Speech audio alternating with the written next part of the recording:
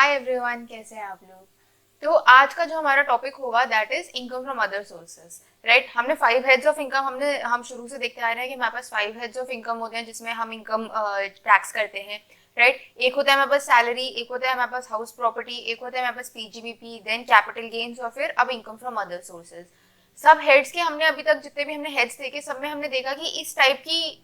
Nature की income जो है वो वहां पे टैक्स हो जाती है। ये अकेला ऐसा हेड है जो हमारा फिफ्थ हेड है, फाइनल हेड है, इनकम फ्रॉम अदर सोर्सेज। नाम से भी पता चल रहा है कि भाई ये ऐसा हेड है जो कि रेजिडुअरी है, कि अगर आपकी कोई भी इनकम बन रही है, मतलब कि अगर इनकम टैक्स बोलता है कि भाई सेक्शन 2 हमने देखा था कि सेक्शन 2 इनकम डिफाइन करता है, तो अगर कोई भी ऐसी ट्रांजैक्शन है जिससे कि आपकी इनकम हो रही है और वो इनकम टैक्सेबल इनकम है, राइट, कि सेक्शन 2 में वो इनकम डिफाइंड है कि इनकम टैक्स के हिसाब से वो इनकम है जिस पर टैक्स लगना चाहिए, बट किसी भी हेड में वो बैठ नहीं पा रही है फॉर एनी रीजन। राइट, किसी भी हेड में, मतलब हमारा सैलरी में भी वो कहीं नहीं बैठ पा रही है, हाउस प्रॉपर्टी में भी कहीं नहीं बैठ पा रही है, पीजी में भी कहीं नहीं बैठ पा रही है, कैपिटल गेन में भी नहीं हो पा रहा है उसका। तो हमने एक हेड बनाया रेजिडुअरी हेड कि भाई ठीक है, कहीं नहीं बैठ पा रही है तो आप एक काम करो, उसको इनकम फ्रॉम अदर सोर्सेज में डाल के टैक्स कर दो। Right, so this was done just to ensure कि भाई कोई भी ऐसी इनकम टैक्स के दायरे से बाहर ना चली जाए। कि मतलब अगर इनकम टैक्स में स्टार्टिंग में इनकम की डेफिनेशन में इंक्लूड कर दिया उसको,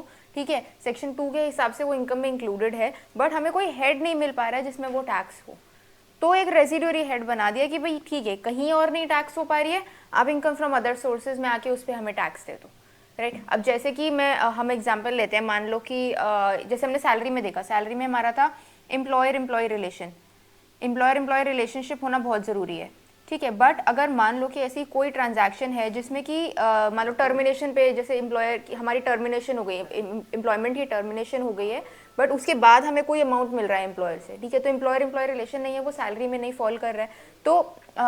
ऐसी ट्रांजैक्शंस को जो कि अब ये इसको आप फिर और कहाँ टैक्स करोगे, राइट। अब ये हाउस प्रॉपर्टी में नहीं जा सकता है, पीजीबीपी में नहीं जा सकता है क्योंकि मेरे बिजनेस या प्रोफेशन से रिलेटेड नहीं है, कैपिटल गेन में नहीं जा सकता है। तो ऐसी ट्रांजैक्शंस को जहाँ पे कि एम्प्लॉयर एम्प्लॉय रिलेशन भी नहीं है और सैलरी में भी वो टैक्स नहीं हो सकती है, तो उसको फिर हम इनकम फ्रॉम अदर सोर्सेज में डाल देंगे। ऐसी कोई ट्रांजैक्शन मान लो जो पीजीबीपी में मेरे बिजनेस या प्रोफेशन से रिलेटेड नहीं है बट स्टिल वो टैक्स होनी चाहिए, जैसे कि मान लो मेरी एफडी की इंटरेस्ट की इनकम हो गई, राइट। अब एफडी के इंटरेस्ट की इनकम हो गई तो मैंने एफडी होल्ड कर रखी है, तो एज एन इन्वेस्टमेंट होल्ड कर रखी है, मेरा काम नहीं है एफडीज में डील करने का, राइट। तो अब एफडी का जो इंटरेस्ट हो गया वो और कहाँ जाएगा, यहाँ नहीं जा सकता, यहाँ नहीं जा सकता, यहाँ नहीं जा सकता, कैपिटल गेन में नहीं जा सकता। कैपिटल गेन में क्यों नहीं जा सकता, क्योंकि कैपिटल रिसीट नहीं है हमारी, ट्रांसफर नहीं है, एसेट नहीं है,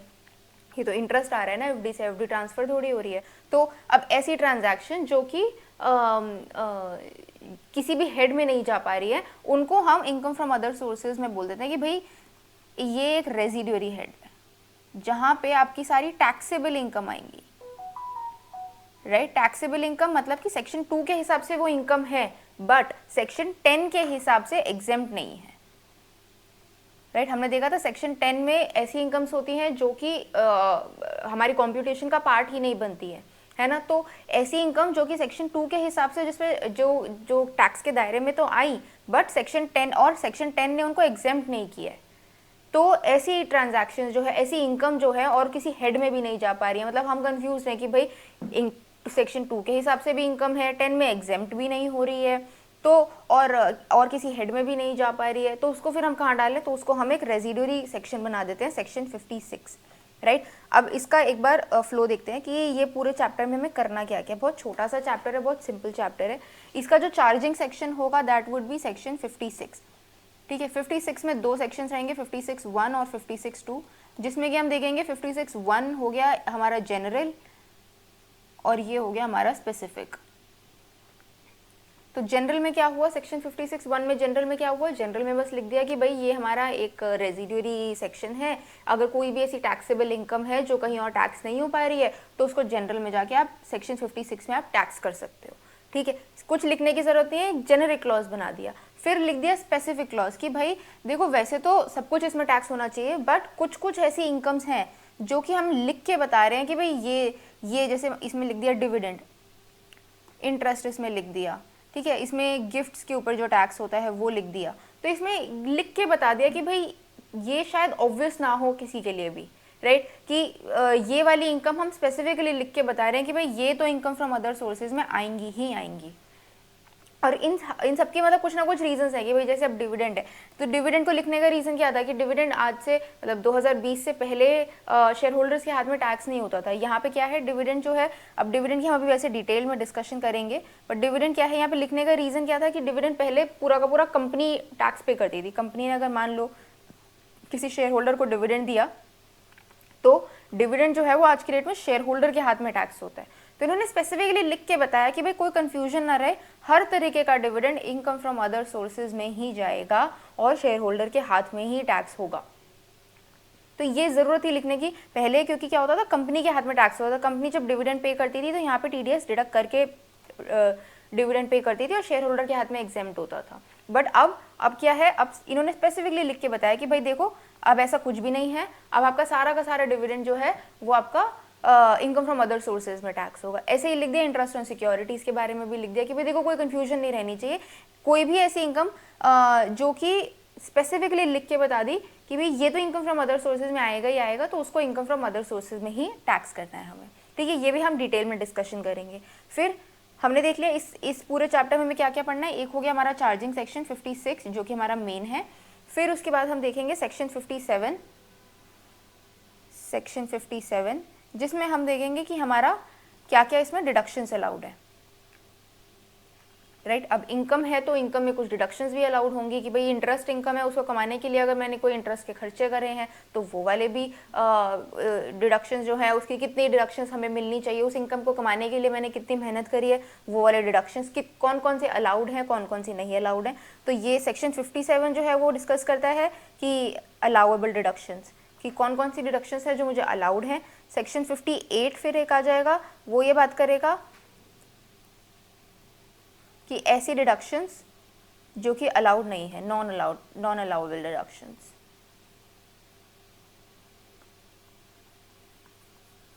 राइट, तो बस ये सिंपल से हमारे 3 सेक्शंस हमें इसमें पढ़ने हैं और हमारा income from other sources complete.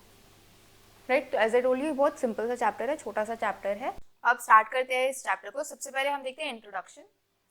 तो इंट्रोडक्शन में हमने बस यही लिखा है, income from other sources head is the residuary head of income and brings with in its scope all the taxable income. सारी टैक्सेबल इनकम इसके अंदर आ जाएगी, सारे profits and gains of the assessee which fall outside the scope of any other head. किसी और head में अगर नहीं फॉल कर रहा है और वो टैक्सेबल इनकम है हमारी, कोई भी ऐसे प्रॉफिट्स एंड गेन्स हैं असेसी के जो कि टैक्स होने चाहिए। टैक्स होने चाहिए का क्या मतलब हुआ, सेक्शन 2 में इनकम में होने चाहिए और सेक्शन 10 में एग्जेम्प्ट नहीं होने चाहिए। राइट, तो ऐसे जो भी इनकम्स हैं जो किसी और हेड में, रेजिड्यूरी हेड मतलब और किसी हेड में फॉल नहीं हो रहे, विच fall outside the scope of any other head, किसी और हेड में उनको जगह नहीं मिल पा रही है, तो वो इनकम फ्रॉम अदर सोर्सेज में आके टैक्स हो जाएंगे। अच्छा, एक चीज और इसमें, इनकम फ्रॉम अदर सोर्सेज में टैक्स हो जाएंगे तो क्या कोई स्पेसिफिक रेट लगेगा? जैसे हमने देखा था कैपिटल गेन का स्पेसिफिक रेट लगता है टैक्स होने का। राइट, तो ऐसा कोई टैक्स रेट इसमें नहीं है। दिस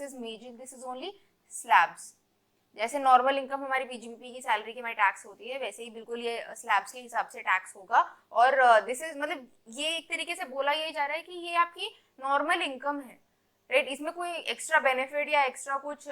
देने की जरूरत ही नहीं सरकार को। सरकार ने बोला भाई अगर ये तो बस ये कि आप यहाँ नहीं टैक्स कर पा रहे, आप पीजीबीपी में नहीं टैक्स कर पा रहे, तो आप इसको इधर टैक्स कर दो। It's as simple as that. तो इसलिए इसमें कोई स्पेसिफिक रेट्स नहीं है, ये जो टैक्स होगा तो ये नॉर्मल स्लैब्स पर ही टैक्स होगा। ठीक है, यही हमारा सेक्शन 56(1) का भी था। अब हम इसमें income chargeable under this head में आ जाते हैं। इसमें हम मेजरली से वही चीजें डिस्कस कर रहे हैं जो कि हमारी स्पेसिफिकली 56(2) के हिसाब से, जहां जो हमारी स्पेसिफिकली 56(2) के हिसाब से सरकार ने बोली हुई है कि भाई ये हेड्स जो हैं ये इनकम फ्रॉम अदर सोर्सेज में टैक्स होंगे। राइट, और इसमें भी वही वाले हम इसमें अभी फिलहाल कवर करेंगे जो हमारे सिलेबस का पार्ट है। तो सबसे पहले हम आ जाते हैं डिविडेंड इनकम पे। अब डिविडेंड इनकम पे एक तो मैंने आपको चीज बताई कि भाई 2020 से पहले क्या होता था कि जब कंपनी डिविडेंड डिक्लेयर करती थी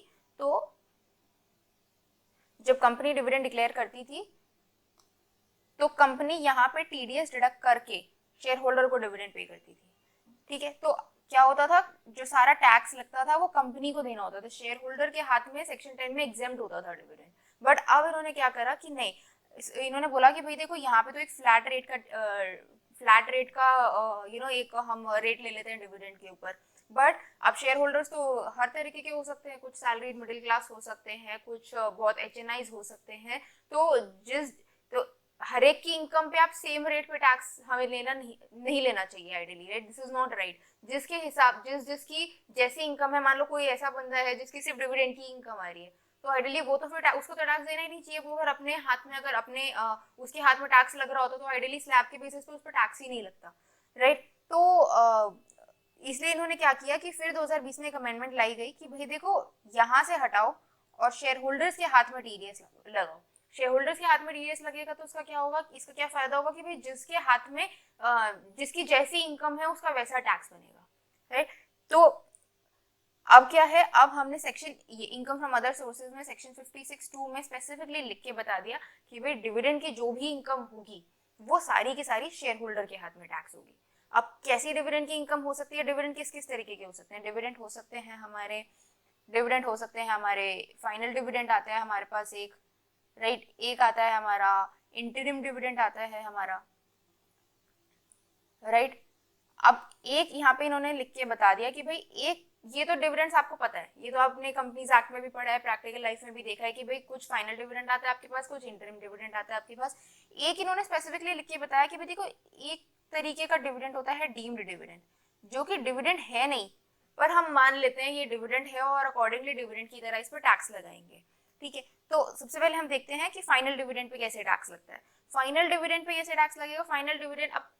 टैक्स कैसे लगेगा, क्या मतलब होता है भाई? डिविडेंड सेक्शन 56 में आ गया, चार्जिंग सेक्शन में आ गया, कंप्यूटेशन कुछ बताने की जरूरत है नहीं इसमें,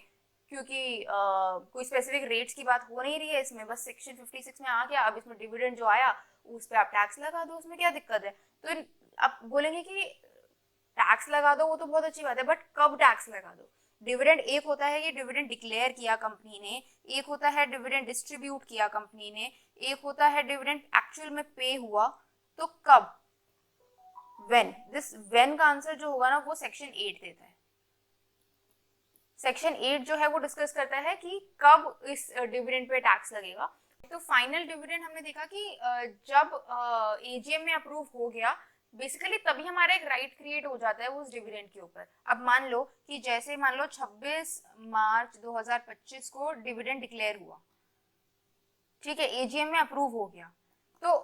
और हमें एक्चुअल में पे हुआ, लेट्स से 10 अप्रैल को हमें एक्चुअल में पे हुआ, मेरे को एक्चुअल में पेमेंट आई डिविडेंड की फाइनल, मतलब मेरे पास जो अमाउंट क्रेडिट हुआ मेरे बैंक अकाउंट में वो 10 अप्रैल को हुआ। तो हम क्या डेट मानेंगे, क्या 26 मार्च मानेंगे या 10/4 मानेंगे? तो ये बोल रहे हैं कि भाई हमारा जो राइट है उस डिविडेंड को लेने का वो 26 मार्च को ही क्रिएट हो गया था। मतलब मैं अपनी बुक्स में डिविडेंड शो कर सकती हूँ, एक्चुअल पेमेंट की मुझे जरूरत नहीं है, मैं इसमें दिखा सकती हूँ मेरे पास एक राइट है ये डिविडेंड को लेने का जिस दिन एजीएम में अप्रूव हो गया। मतलब एजीएम में अप्रूव हो गया तो अब जो मतलब अब जो कंपनी है वो उसको रिवोक नहीं कर सकती, ये एक ऑब्लिगेशन हो गई कंपनी के ऊपर। अब चाहे कंपनी लिक्विडेट हो चाहे कुछ भी हो, ये राइट जो है ये शेयर होल्डर का हो गया। This is I have a right to collect as a share holder, I have a right to collect this dividend from the company, right? और किसी भी हाल में कंपनी जो है ये राइट को रिवोक नहीं कर सकती है। तो ऐसे केसेस में क्या हो गया, अब एक अनकंडीशनल राइट क्रिएट हो गया मेरा ये इस इनकम के ऊपर, इस डिविडेंड इनकम के ऊपर। तो सरकार टैक्स कब लगाएगी? इसी दिन टैक्स लगाएगी कि भाई जिस दिन आपका हक आ गया उस इनकम के ऊपर, तो उसी दिन आपको हमें उस पर टैक्स देना पड़ेगा। तो फाइनल डिविडेंड किस दिन हुआ? फाइनल डिविडेंड जिस दिन कंपनी ने डिक्लेयर कर दिया, डिस्ट्रीब्यूट भी नहीं, पे भी नहीं, जिस दिन कंपनी ने डिक्लेयर कर दिया ना डिविडेंड, उसी दिन आपको मतलब वो इनकम आपकी हो गई और उसी दिन आपको टैक्स देना है। अब पेमेंट उसकी कब आएगी कब नहीं आएगी वो आप देखो, बट आपका राइट क्रिएट हो गया और हम इस बात पे श्योर है कि ये इनकम आएगी जरूर आपके पास, राइट? तो ईजीएम के लिए फाइनल डिविडेंड के लिए क्या बोला गया सेक्शन 8 में कि भाई फाइनल डिविडेंड आपका तब उस पर टैक्स लगेगा जब जिस दिन एजीएम में वो अप्रूव हो गया, शेयर होल्डर से उसको अप्रूव कर दिया। अब नेक्स्ट आता है इंटरिम डिविडेंड। इंटरिम डिविडेंड में क्या फर्क होता है? इंटरिम डिविडेंड जो है ना, इंटरिम डिविडेंड कंपनी डिक्लेयर करने के बाद, क्योंकि इंटरिम डिविडेंड जो है वो शेयर होल्डर्स अप्रूव नहीं करते, board of directors he approve करते हैं। तो इंटरिम डिविडेंड अगर कंपनी ने डिक्लेयर भी कर दिया है ना, तो डिक्लेयर करने के बाद भी कंपनी जो है उसको रिवोक कर सकती है, कंपनी के पास उसको रिवोक करने का राइट होता है। तो अगर कंपनी ने मान लो उसको रिवोक कर दिया है तो इंटरिम डिविडेंड जो है अगर मान लो कंपनी ने उसको रिवोक कर दिया तो बेसिकली एक अनकंडीशनल राइट नहीं क्रिएट हुआ ना शेयर होल्डर्स का कि मान लो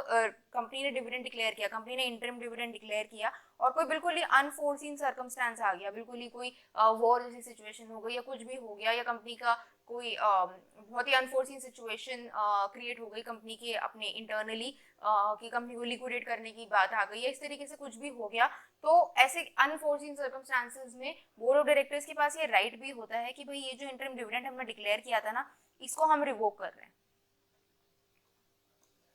कि हमें अभी पैसे चाहिए, हमारी कंपनी में थोड़ी दिक्कतें चल रही हैं, थोड़ी बहुत ज़्यादा दिक्कतें हो गई हैं, तो हमें ये वापस से हमें ये डिसीजन लेना पड़ रहा है, डिविडेंड हमने डिक्लेयर ही किया था, अभी तक पे नहीं किया था, तो ये इंटरिम डिविडेंड हम रिवोक कर लेते हैं। तो ऐसे केसेस में क्या होगा, अब ऐसे केस में क्या होगा कि इंटरिम डिविडेंड डिक्लेयर करने के बाद भी एक अनकंडीशनल राइट क्रिएट नहीं हुई शेयर होल्डर्स की, राइट। तो इंटरिम डिविडेंड के लिए क्या बोला गया कि ठीक है, क्योंकि एक अनकंडीशनल राइट नहीं क्रिएट हुई ना इंटरिम डिविडेंड के लिए, तब तक आप श्योर नहीं हो जब तक कि आपके पास एक्चुअल में पेमेंट नहीं आ जाती। तो ऐसे में इंटरिम डिविडेंड के लिए बोला गया कि भाई इंटरिम डिविडेंड की जो डेट होगी उसको हम बोलेंगे कि फाइनल पेमेंट की डेट, जिस दिन एक्चुअल में आपकी पेमेंट हुई, जिस दिन में एक्चुअल में आपके पास अमाउंट आया, ये वाली date, this will be your date for interim dividend. की इंटरिम डिविडेंड जिस दिन आपको कंपनी ने पे कराना, उस दिन आपको उस पर टैक्स देना है, राइट। तो अब एक बार देखते हैं सेक्शन 8 में क्या लिखा है। Dividend income is always taxable under the head income from other sources, right. Section 8 determines the basis of charge of dividend. Final dividend, it is taxable in the year in which is declared by the company. Right? हमने देखा final dividend जिस दिन declare किया गया company के द्वारा, उसी दिन हमारा राइट क्रिएट हो जाता है उस डिविडेंड के ऊपर। अब कंपनी जो है वो रिवोक नहीं कर सकती उस डिविडेंड को। तो फाइनल डिविडेंड जिस दिन कंपनी ने डिक्लेयर कर दिया, उस दिन हम उसको अपनी इनकम मान लेंगे और उस दिन ही हमें उस पर टैक्स देना है। Interim dividend is taxable in the year in which it is received by the share holder. तो इंटरिम डिविडेंड जो है वो रिसीट के बेसिस पर टैक्स होगा, क्योंकि डिक्लेयर करने के बाद भी अनफोर्सिन सर्कमस्टांसेस में वो डिविडेंड जो है बोर्ड ऑफ डायरेक्टर्स जो है उसको रिवोक कर सकते हैं। तो हमारी जो अनकंडीशनल राइट है उस डिविडेंड के ऊपर वो क्रिएट नहीं होती है, तो इसलिए इंटरिम डिविडेंड जो है वो रिसीट बेसिस पे टैक्स होता है। अब डिविडेंड इनकम देखते हैं। डिविडेंड इनकम क्या है? Dividend income under section 222 a b c d e f. तो 222 सेक्शन 2 से पता चल रहा है कि डीम डिविडेंड डिफाइन होगा वहां पे। 222 ए में एक तरीके का डीम डिविडेंड डिफाइन होगा, फिर बी में एक तरीके का, सी में एक तरीके का, इस तरीके से, ठीक है। अब डीम डिविडेंड क्या होता है कि मान लो एक ब्रीफ ओवरव्यू लेते हैं सबसे पहले डीम डिविडेंड का, कि देखो क्या होता है सिंपल तरीके से। एक कंपनी है, ठीक है, कंपनी ने अगर डिविडेंड पे किया, नॉर्मल डिविडेंड पे किया,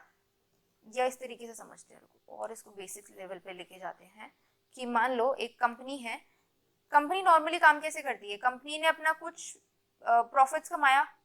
ठीक है, कुछ अपना उसने टर्नओवर कमाया, उसने खर्चे माइनस किए, उसने नेट प्रॉफिट कमाया। अब इस प्रॉफिट्स में से वो क्या करती है, इस प्रॉफिट्स में से वो सारे अपने इंटरेस्ट वगैरह, उसके जितने भी ऑब्लिगेशंस हैं, जो प्रेफरेंस शेयर होल्डर्स की डिविडेंड वगैरह है, जो उसकी ऑब्लिगेशंस हैं, बेसिकली डिवेंचर वालों को इंटरेस्ट देना है, लोन वालों को इंटरेस्ट देना है, प्रेफरेंस शेयर होल्डर्स को अगर कुछ फिक्स्ड रेट का डिविडेंड जा रहा है तो वो जाएगा, ये ऐसी जितनी भी ऑब्लिगेशंस है, टैक्स की पेमेंट है, सब कुछ मिला जुला के जितनी भी ऑब्लिगेशंस हैं, जो final net profit for share holders बचता है, राइट अब ये फाइनल जो नेट प्रॉफिट बचता है, सारी ऑब्लिगेशन, टैक्स वैक्स की ऑब्लिगेशन, सब कुछ प्रॉफिट में से हटा के अब जो नेट प्रॉफिट शेयर होल्डर्स के लिए बचता है, ये प्रॉफिट में से डिविडेंड पे किया जाता है।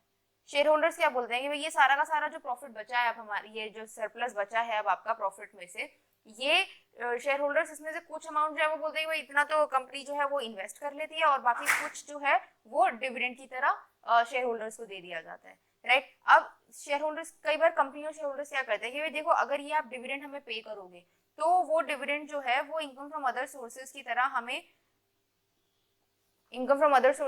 हमें स्लैब्स के बेसिस पे टैक्स देना पड़ेगा, राइट। तो आप एक काम करो कि ये जो नेट प्रॉफिट है, ये जो आपका जो पूरा का पूरा आपका सरप्लस इकट्ठा हुआ है कंपनी के अंदर, वो सारा का सारा प्रॉफिट जो है वो आप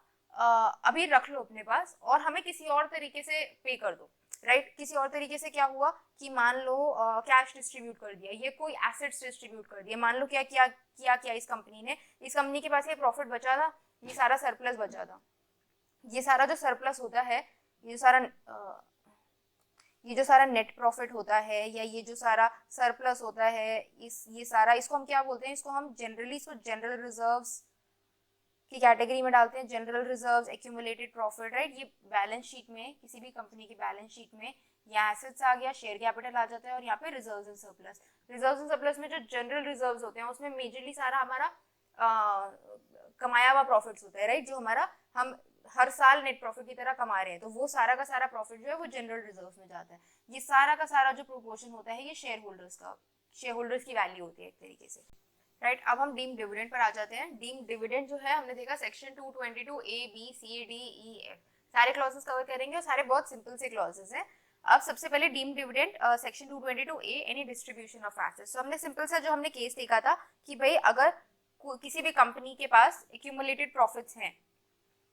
ठीक है, यहाँ पे हम वर्ड यूज करेंगे एक्यूमुलेटेड प्रॉफिट्स। एक्यूमुलेटेड प्रॉफिट्स क्या हुआ है कि सारे नेट प्रॉफिट्स, अभी तक के जितने भी नेट प्रॉफिट्स कंपनी ने कमाए हुए हैं वो इकट्ठे करके जो कंपनी ने अपनी बैलेंस शीट में, जो कंपनी की बैलेंस शीट थी उसमें जो अपने रिजर्व्स एंड सरप्लस में एक्यूमुलेटेड प्रॉफिट्स दिखा रखे हैं, वो सारे के सारे जितना एक्यूमुलेटेड प्रॉफिट्स है कंपनी के पास, डिविडेंड हमेशा उतना ही, मतलब मान लो कंपनी ने अगर अपने शेयर होल्डर्स को कुछ भी दिया है तो हम डिविडेंड उतना ही मानेंगे जितना हमारे पास एक्यूमुलेटेड प्रॉफिट्स है,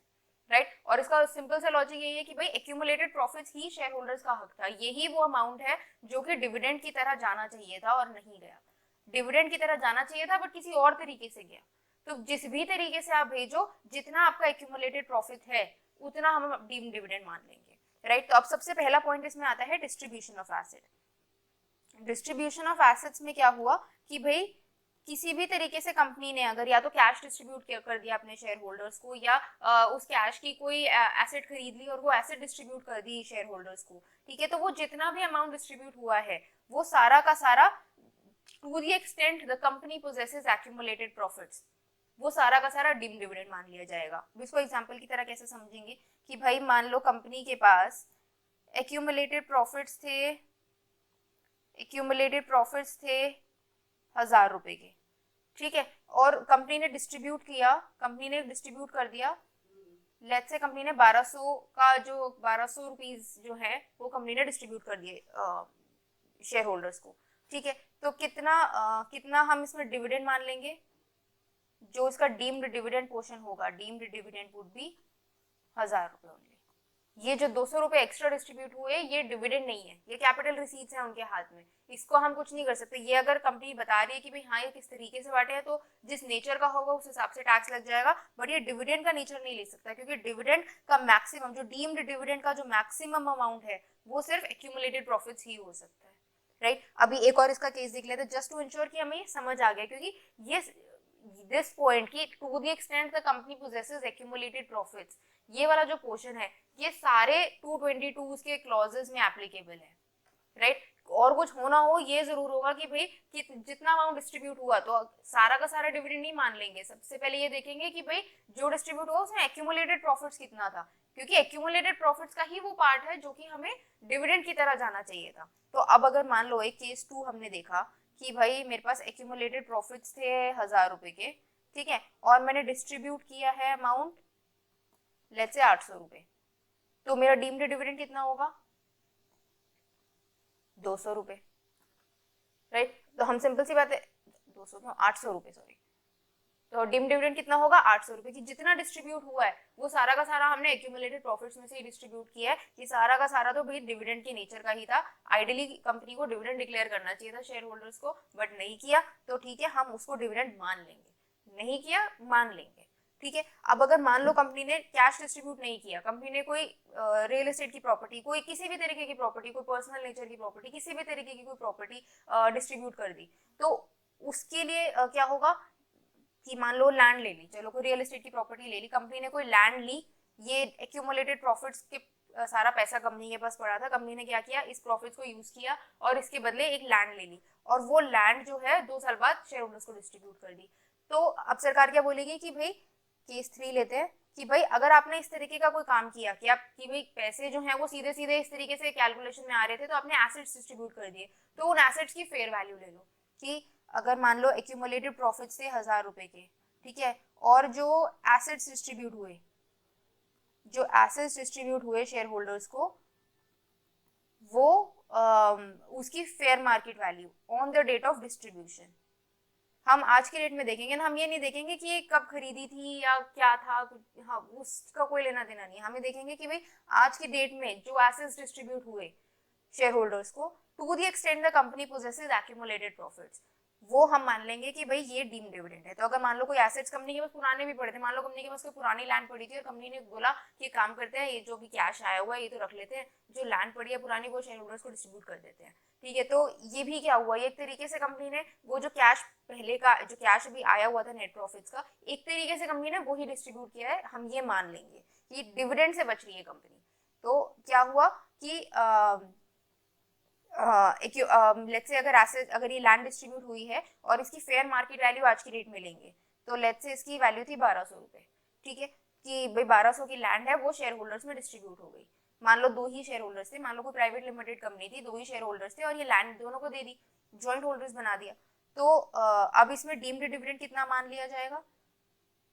कि कई बार शेयर होल्डर्स भी तो ऐसे बोल सकते हैं ना, आप खुद सोचा, शेयर होल्डर्स भी तो ऐसे बोल सकते हैं ना कि यार आप एक काम करो, ये 1000 रुपए मैं लेके क्या करूंगी, वो जो लैंड पड़ी है ना कंपनी में, वो लैंड ले लेते हैं, वो लैंड मेरे को चाहिए थी। तो अगर वो इस तरीके से उन्होंने निकाल ली, तो ये जो डीम्ड डिविडेंड का पोर्शन था ये आपका फिर से 1000 रुपए आ जाएगा, कि जितना कंपनी के पास एक्यूमुलेटेड प्रॉफिट्स था, to the extent the company possesses accumulated profits, वो सारा का सारा पोर्शन जो है उसको डीम्ड डिविडेंड मान लेंगे। यही अगर 800 होता तो ये 800 हो जाता, राइट, सिंपल सा लॉजिक है। अब इस पे आ जाते हैं एसेट्स डिस्ट्रीब्यूशन पे। Any distribution of assets by a company to its share holders, right, हमने समझ लिया कि कोई भी कंपनी अगर अपने शेयर होल्डर्स को कोई एसेट्स डिस्ट्रीब्यूट कर रही है, to the extent the company possesses accumulated profits, इसको भी रोकते हैं, इसको भी डिटेल में समझेंगे वेदर कैपिटलाइज्ड और नॉट का क्या मतलब होता है। बट अगर क्या हुआ, अगर किसी भी कंपनी ने अपने शेयर होल्डर्स को कोई एसेट्स डिस्ट्रीब्यूट करे, और ये नहीं कि सारे एसेट सारे सब कुछ, मतलब कि शेयर होल्डर को कुछ देना ही बंद हो गया, जितना भी आपके पास एक्यूमुलेटेड प्रॉफिट था, जितने जिस हद तक का एक्यूमुलेटेड प्रॉफिट था, उस पूरे अमाउंट को हम डीम्ड डिविडेंड मान लेंगे। If accumulated profits are distributed in cash, it is dividend in the hands of share holders, ठीक है। और if the accumulated profits are distributed in kind, जैसे कि हमने लैंड का एग्जांपल लिया था कि भाई अगर लैंड डिस्ट्रीब्यूट हुई है या कोई भी और एसेट ऐसा डिस्ट्रीब्यूट हुआ है, तो the fair market value of such shares, fair market value of such asset, the fair market value of such assets on the date of such distribution is deemed dividend in the hands of shareholders, right। तो अगर kind में distribute हुआ है तो उसकी fair market value distribution वाले दिन वो देख ली जाएगी, और अगर कैश डिस्ट्रीब्यूट हुआ है तो जितना अमाउंट डिस्ट्रीब्यूट हुआ है वो पूरा का पूरा आपका डिविडेंड मान लिया जाएगा, कितना, जितना की कंपनी के पास एक्यूमुलेटेड प्रॉफिट्स है, ठीक है। अब देखते हैं बोनस शेयर्स को। अब पहले ये देखते हैं एक्यूमुलेटेड प्रॉफिट्स वेदर कैपिटलाइज्ड और नॉट का क्या मतलब होता है। कई बार क्या होता है कि भाई अब सरकार ने रूल बनाया कि एक्यूमुलेटेड प्रॉफिट्स किसी भी तरीके से अगर आपने डिस्ट्रीब्यूट करे तो उसको हम डीम्ड डिविडेंड मान लेंगे,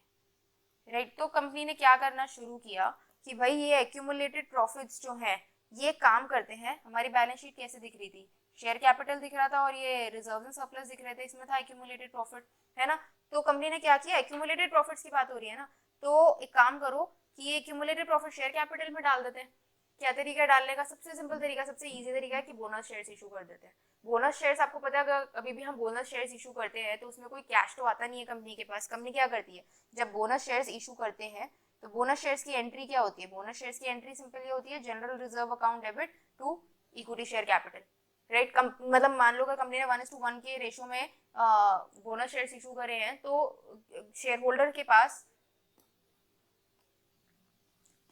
के पास अगर 100 शेयर्स पहले थे,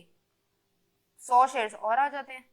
कुछ पैसे थोड़ी देने पड़ते हैं, तो सिंपल बस शेयर नंबर ऑफ शेयर्स बढ़ जाते हैं बोनस शेयर्स में, राइट। तो और वो सारा का सारा अमाउंट आता कहाँ से है, वो सारा जनरल रिजर्व्स कैपिटलाइज होता है। तो बोनस शेयर्स में क्या एंट्री होती है, this is nothing, this is what, this is capitalization of profits, right. ये कुछ नहीं कर रही है, अपने एक्यूमुलेटेड प्रॉफिट्स खत्म करके शेयर कैपिटल में डाल रहे हैं ताकि डीम डिविडेंड का जो पोर्शन है ना वो कम हो सके। आपको सोचो कि अगर एक्यूमुलेटेड प्रॉफिट्स पहले 1000 के दिख रहे होंगे और उसमें से हमने कुछ बोनस शेयर्स इशू कर दिए, तो बोनस शेयर्स इशू करे तो हमने लेट्स से 500 के बोनस शेयर्स इशू कर दिए, ठीक है। तो अब ये एक्यूमुलेटेड प्रॉफिट जो है वो मुझे 500 के दिख रहे होंगे, ये 500 माइनस करके ये 500 आ गए, क्योंकि इसके तो बोनस शेयर्स इशू हो गए, राइट। तो ऐसी ट्रांजैक्शंस भी जहां पे आपने ये बोनस शेयर्स इशू करने को क्या बोला गया, this is nothing, this is only capitalization of accumulated profits, कि आप अपना एक्यूमुलेटेड प्रॉफिट जो है वो शेयर कैपिटल में डाल रहे हो। तो उन्होंने बोला नहीं, कि अगर आपने ऐसी कोई ट्रांजैक्शन भी करी हुई है इन द पास्ट कि एक्यूमुलेटेड प्रॉफिट जो है वो शेयर कैपिटल में आपने डाल रखे हैं, कैपिटलाइज कर रखे हैं, तो ये कैपिटलाइज्ड पोर्शन जो है, ये जो 500 का अमाउंट है, ये भी हम एक्यूमुलेटेड प्रॉफिट्स की लिमिट में गिनेंगे, और इस पे भी ये भी आपकी डीम्ड डिविडेंड की जो अमाउंट है वो कैलकुलेट करने में हम इसको कंसीडर करेंगे। ठीक है, अब एक एग्जांपल और लेते हैं कैपिटलाइजेशन का, किस तरीके से कैपिटलाइजेशन की जा सकती है। कि मान लो कोई अनकॉल्ड कैपिटल दी, राइट, हमने देखा था ना कि अगर मान लो कंपनी ने 10 रुपीज का शेयर था, ठीक है, और कंपनी ने अभी तक 8 रुपए ही कॉल कर रखे थे, 2 रुपए की जो थी, लेट्स से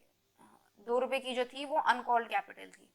अब मान लो कंपनी के पास अगर शेयर कैपिटल है और ये एक्यूमुलेटेड प्रॉफिट्स है, ठीक है, और शेयर कैपिटल में क्या दिख रहा है, let's say 1000 shares of ₹8 each, ठीक है, ऑथराइज कैपिटल अलग अलग दिख रही है, बट अभी जो शेयर कैपिटल में फिगर दिख रही होगी वो 1000 शेयर्स हैं अगर मान लो, तो 8 रुपए की कॉल्ड कैपिटल है, तो 8 रुपए की यहाँ दिख रही होगी। कुछ एक्यूमुलेटेड प्रॉफिट्स यहाँ पे आए, 1000 रुपए के कुछ प्रॉफिट्स आ गए हमारे पास, 10,000 के प्रॉफिट्स आ गए, चलो, तो कंपनी ने क्या किया कि एक काम करा कि भाई ये जो अनकॉल्ड कैपिटल है इसको कॉल्ड कैपिटल बना दिया, एक्यूमुलेटेड प्रॉफिट्स में से अमाउंट एडजस्ट कर दिया। तो क्या करा इन्होंने, एक्यूमुलेटेड प्रॉफिट्स डेबिट कर दिए और शेयर कैपिटल बढ़ा दी 2 रुपए से, ₹2 इंटू 1000 कर दिया, और 2000 रुपए जो है वो एक्यूमुलेटेड प्रॉफिट्स में पड़े थे, वो एक्यूमुलेटेड प्रॉफिट्स में से निकाल ली। तो ऐसी भी अगर कोई एंट्री पास कर रखी है, this is also what, this is only capitalization of profits. किसी भी तरीके से एक्यूमुलेटेड प्रॉफिट्स का अमाउंट उठ के अगर शेयर कैपिटल में गया हुआ है तो इसको हम एक कैपिटलाइजेशन ऑफ प्रॉफिट्स बोल देंगे, और इसको हम बोलेंगे कि भाई ऐसी भी कोई अगर ट्रांजैक्शन हुई हुई है, कोई भी ऐसी एंट्री पास हुई हुई है बुक्स में जिसमें कि एक्यूमुलेटेड प्रॉफिट्स जो है वो यहाँ नहीं दिख रहे हैं, शेयर कैपिटल की फिगर में दिख रहे हैं, तो ऐसी फिगर को भी हम एक्यूमुलेटेड प्रॉफिट में ऐड करेंगे। अब यहाँ पे क्या होगा भाई, कल को इस ट्रांजैक्शन में कंपनी के हाथ में एक्यूमुलेटेड प्रॉफिट्स जो हैं वो 8000 के दिखेंगे, 10,000 के थे, 2000 के माइनस हो गए, ये 8000 के दिखेंगे। शेयर कैपिटल जो थी ये 8000 की थी, ये 10,000 की दिखेगी, है ना। अब ये 1000 शेयर्स ऑफ ₹10 हो जाएंगे, राइट। तो ऐसे ऐसे जब भी अमाउंट्स आएंगे, इस तरीके से जब भी ट्रांजैक्शंस आएंगी, तो जितना पोर्शन कैपिटलाइज हुआ है वो सारा का सारा एक्यूमुलेटेड प्रॉफिट। अब इस केस में एक्यूमुलेटेड प्रॉफिट हम डीम्ड डिविडेंड के लिए क्या देखेंगे, 8000 प्लस कैपिटलाइज कितना हुआ है 2000, तो फिर से वही 10,000 की हमारी पूरी लिमिट आ जाएगी। अब कोई भी अगर डिस्ट्रीब्यूशन हुआ है, कंपनी ने कोई भी एसेट्स डिस्ट्रीब्यूट किए हैं, तो हम देखेंगे अगर मान लो 12,000 के डिस्ट्रीब्यूट किए हैं तो 10,000 की डीम्ड डिविडेंड मान ली जाएगी, राइट। तो ये हुआ हमारा एक्यूमुलेट, और ये एक्यूमुलेटेड प्रॉफिट्स वेदर कैपिटलाइज्ड और नॉट, अगेन ये सारे सेक्शन 222 के जितने भी क्लॉजेस हैं सब पर लगेगा, ठीक है। अब नेक्स्ट पे आते हैं, हाँ, इन case of issue of bonus shares. Bonus shares हमने देखा कि बोनस शेयर्स में हमने देखा बोनस शेयर्स में कुछ भी पैसे ना इधर से उधर जा रहे हैं ना उधर से इधर आ रहे हैं। बोनस शेयर्स में क्या हो रहा है, सिंपल कैपिटलाइजेशन ऑफ प्रॉफिट्स है, ये simple capitalization of profits, right. ना शेयर होल्डर को कुछ आया ना शेयर होल्डर को कुछ गया। तो हमारा जो डीम्ड डिविडेंड का पॉइंट था that is distribution of assets, कि किसी भी तरीके से शेयर होल्डर्स के पास कोई अमाउंट जा रहा है, तो क्या बोनस शेयर जब इशू कर रहे हैं तो उसमें कोई अमाउंट जा रहा है शेयर होल्डर्स के पास, किसी भी तरह कोई एसेट जा रहा है, नहीं, कुछ नहीं जा रहा। अब लेट्स से कि इसको एक थोड़ा सा और डिटेल में समझ लेते हैं, अगर इन केस समझ नहीं आया तो लेट्स से मान लो मेरे पास प्रॉफिट है 3 लाख का, ठीक है, ये बटना है मेरे पास, ठीक है। इक्विटी शेयर्स का एग्जांपल ले रहे हैं अभी कि क्यों इक्विटी शेयर्स के जो बोनस की हम ट्रांजैक्शन है वो बोल रहे हैं, वो सिंपल कैपिटलाइजेशन है, उसमें कोई डिस्ट्रीब्यूशन ऑफ एसेट्स नहीं हो रहा है ना आज ना कल, ठीक है। मान लो प्रॉफिट है 3 लाख का, ठीक है, और मेरे पास इक्विटी शेयर कैपिटल है, लेट्स से मेरे पास 100 शेयर्स हैं, ठीक है, ऑफ ₹1000 ईच, ठीक है। अब मैंने बोनस शेयर्स इशू कर दिए तो क्या हो गया, मेरे पास 200 शेयर्स हो गए ऑफ ₹1000 ईच, ठीक है। तो अब क्या हो रहा था, अब ये बोनस शेयर जब इशू हुए तो पहले एक पर्सन के पास, मिस्टर ए के पास पहले एक शेयर था, अब मिस्टर बी के पास 2 शेयर्स, अब मिस्टर ए के पास 2 शेयर्स हैं, बस सिंपल यही तो हुआ है। बट जो प्रॉफिट बटना है वो तो सेम ही है ना, तो और वो कोई ऐसा नहीं है कि फिक्स्ड राइट है, ये तो भैया जो जितना बचा कुछ आया वो मिल जाएगा शेयर होल्डर्स को। ऐसा तो है नहीं कि भाई मेरा 10% का डिविडेंड बनता है, मैं प्रेफरेंस शेयर होल्डर हूँ, मेरे को 10% का इतना इतना तो मेरे को चाहिए ही चाहिए, ऐसा तो नहीं होगा। इक्विटी शेयर होल्डर्स के पास तो जो सरप्लस बचता है एसेट में वो मिलता है। तो अब इस एग्जाम्पल में क्या हुआ कि मिस्टर ए के पास पहले अगर मान लो बोनस शेयर इशू नहीं हुए होते तो कितना पैसा मिलता, 3 लाख का 100 शेयर थे, मतलब एक शेयर था, मतलब डिवाइड बाय 100 हो जाता पर शेयर, एक शेयर था इनके पास, तो पर शेयर कितना मिल रहा था, 3,000 रुपए। मिस्टर ए को पहले 3,000 रुपए मिल रहे थे। अब let's say bonus shares issue हो गए हैं, ठीक है, तो ये आफ्टर बोनस शेयर्स इशू है, तो क्या होगा, 3 लाख वालों को डिवाइडेड बाय 100 डिवाइडेड बाय 200, ये कितना हो गया 1500। और मिस्टर ए के पास कितने शेयर्स हैं, 2, तो 2,000 3,000 रुपए। पहले भी 3,000 मिल रहे थे, अभी भी 3,000 रुपए मिल रहे हैं। बोनस शेयर्स में आप देख रहे हो पहले मल्टीप्लाई कर दिया उसके बाद डिवाइड कर दिया, कुछ ज्यादा फर्क तो कुछ ज्यादा क्या कुछ भी फर्क नहीं आएगा, राइट। बट यही चीज अगर प्रेफरेंस शेयर्स वालों की होती तो प्रेफरेंस शेयर्स वाले तो एक फिक्स राइट क्रिएट कर देते कि भाई नहीं, मेरे 200 शेयर्स की राइट्स है, मेरा 10% का प्रेफरेंस शेयर होल्डर है, मैं 10% का प्रेफरेंस शेयर होल्डर हूँ, मेरा इतना हक बनता है कंपनी में, मेरे को इतना दो ही दो। तो अगर प्रेफरेंस शेयर होल्डर्स वालों को आप बोनस शेयर्स इशू करते हो तो आपका एक फिक्स्ड ऑब्लिगेशन जो है वो फ्यूचर की बढ़ती चली जाती है। Whereas equity share holders में ऐसा नहीं होगा। इक्विटी शेयर होल्डर्स में तो बस सिंपल ये होगा कि भाई इक्विटी शेयर होल्डर्स को अगर आपने बोनस शेयर्स इशू करे हैं, वो सिंपल क्या है, कैपिटलाइजेशन ऑफ एक्यूमुलेटेड प्रॉफिट्स है।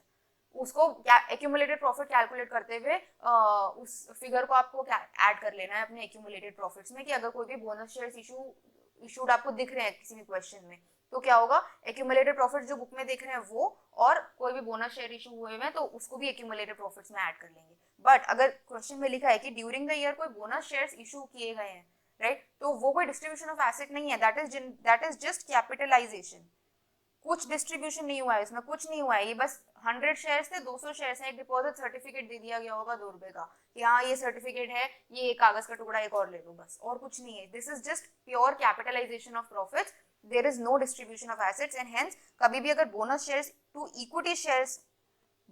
Issued, bonus to equity shares दिया गया है तो उसमें हम 222A नहीं लगाएंगे, राइट।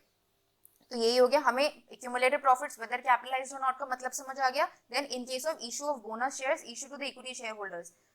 हमने देखा कोई भी अगर बोनस शेयर्स इशू किए गए हैं इक्विटी शेयर होल्डर्स को तो उसमें कोई एसेट्स रिलीज नहीं होते। हमने एंट्री भी देखी, कोई एसेट्स जा ही नहीं रहते, क्योंकि शेयर होल्डर के पास एक शेयर सर्टिफिकेट के अलावा कुछ और नहीं जाता, राइट। कोई एसेट, कोई वैल्यूएबल चीज जा ही नहीं रही है, there is no release of assets and hence issue of bonus shares is not deemed as dividend. तो ये सिर्फ ध्यान रखने वाली चीज ये कि जो बोनस शेयर्स की जो बात हो रही है that is equity share holders only, preference की बात नहीं हो रही है यहाँ पे, क्योंकि प्रेफरेंस वालों को जो होंगे, प्रेफरेंस को या डिबेंचर्स को कुछ भी अगर हमने ऐसा कुछ उनकी फ्यूचर ऑब्लिगेशन अगर हमने बढ़ा दिए तो वो हम 222B में चेक करेंगे। यहाँ पे हम सिर्फ इक्विटी वालों की बात कर रहे हैं, ठीक है। अब सेक्शन 222B पे आ जाते हैं। 222B में क्या है, डिस्ट्रीब्यूशन ऑफ डिबेंचर्स और डिपॉजिट सर्टिफिकेट्स, राइट। तो जैसे हमने देखा ऊपर डिस्ट्रीब्यूशन ऑफ एसेट्स था, इसमें भी ये, इसमें क्या हो गया कि अगर कोई कंपनी अपने शेयर होल्डर्स को कोई डिबेंचर्स या डिपॉजिट सर्टिफिकेट्स या डिपॉजिट डिबेंचर स्टॉक्स किसी भी तरीके से विद या विदाउट इंटरेस्ट कुछ भी अगर इस तरीके से पे करती है, इशू करती है, तो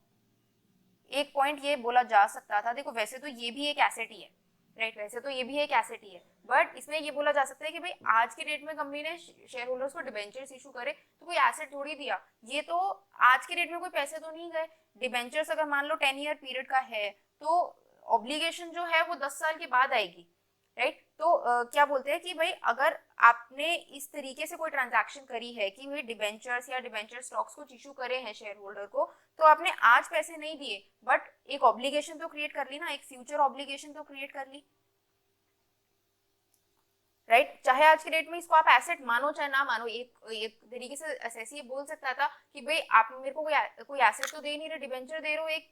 पीस ऑफ पेपर ही तो दे रहे हो कि जिससे 10 साल बाद में आपसे पैसे ले सकता हूँ। तो आज के डेट में तो आपने कोई एसेट डिस्ट्रीब्यूट नहीं किए ना मुझे, तो सेक्शन 222A में आप फॉल नहीं करते हो आइडियली, राइट। बट सरकार ने स्पेसिफिकली लिख के बोला कि नहीं भाई देखो, डिबेंचर्स अगर आपको इशू किए जा रहे हैं तो चाहे मेरी लाइबिलिटी आज है या नहीं है, 10 साल बाद तो होगी ही ना, फ्यूचर ऑब्लिगेशन तो होगी ही। और भाई एक सिंपल सा लॉजिक देखो, प्रैक्टिकली देखो कि अगर मान लो कंपनी ने शेयर होल्डर को डिबेंचर इशू करे तो शेयर होल्डर मार्केट में जाके वो डिबेंचर बेच दे और उसके हाथ में वो पैसे आज के डेट में फिर आ जाए, क्या है, जैसे कि मान लो कंपनी के पास 1,000 रुपए थे, कंपनी के पास 1,000 रुपए का एक्यूमुलेटेड प्रॉफिट इकट्ठा हुआ था वो कंपनी को किसी तरह शेयर होल्डर को पहुंचाना था। तो कंपनी ने बोला कि भाई ये काम करो, आप मेरे से डिबेंचर्स इशू कर लो, आप मेरे से डिबेंचर्स ले लो। अब ये 10 साल के डिबेंचर्स हैं, 10 साल बाद में आपको इसका ये पूरे के पूरे 1000 रुपए आपको पे कर दूंगी, ठीक है। तो इसकी जो वैल्यू बनी, मतलब डिबेंचर्स की जो आज की वैल्यू बनी, जो इसकी वैल्यूएशन के हिसाब से, वैल्यूएशन रूल्स के हिसाब से जो आज की वैल्यू बनती है वो लेट्स से 1000 रुपए ही बनती है, ठीक है। तो डिबेंचर्स की आज की डेट की जो वैल्यू बनी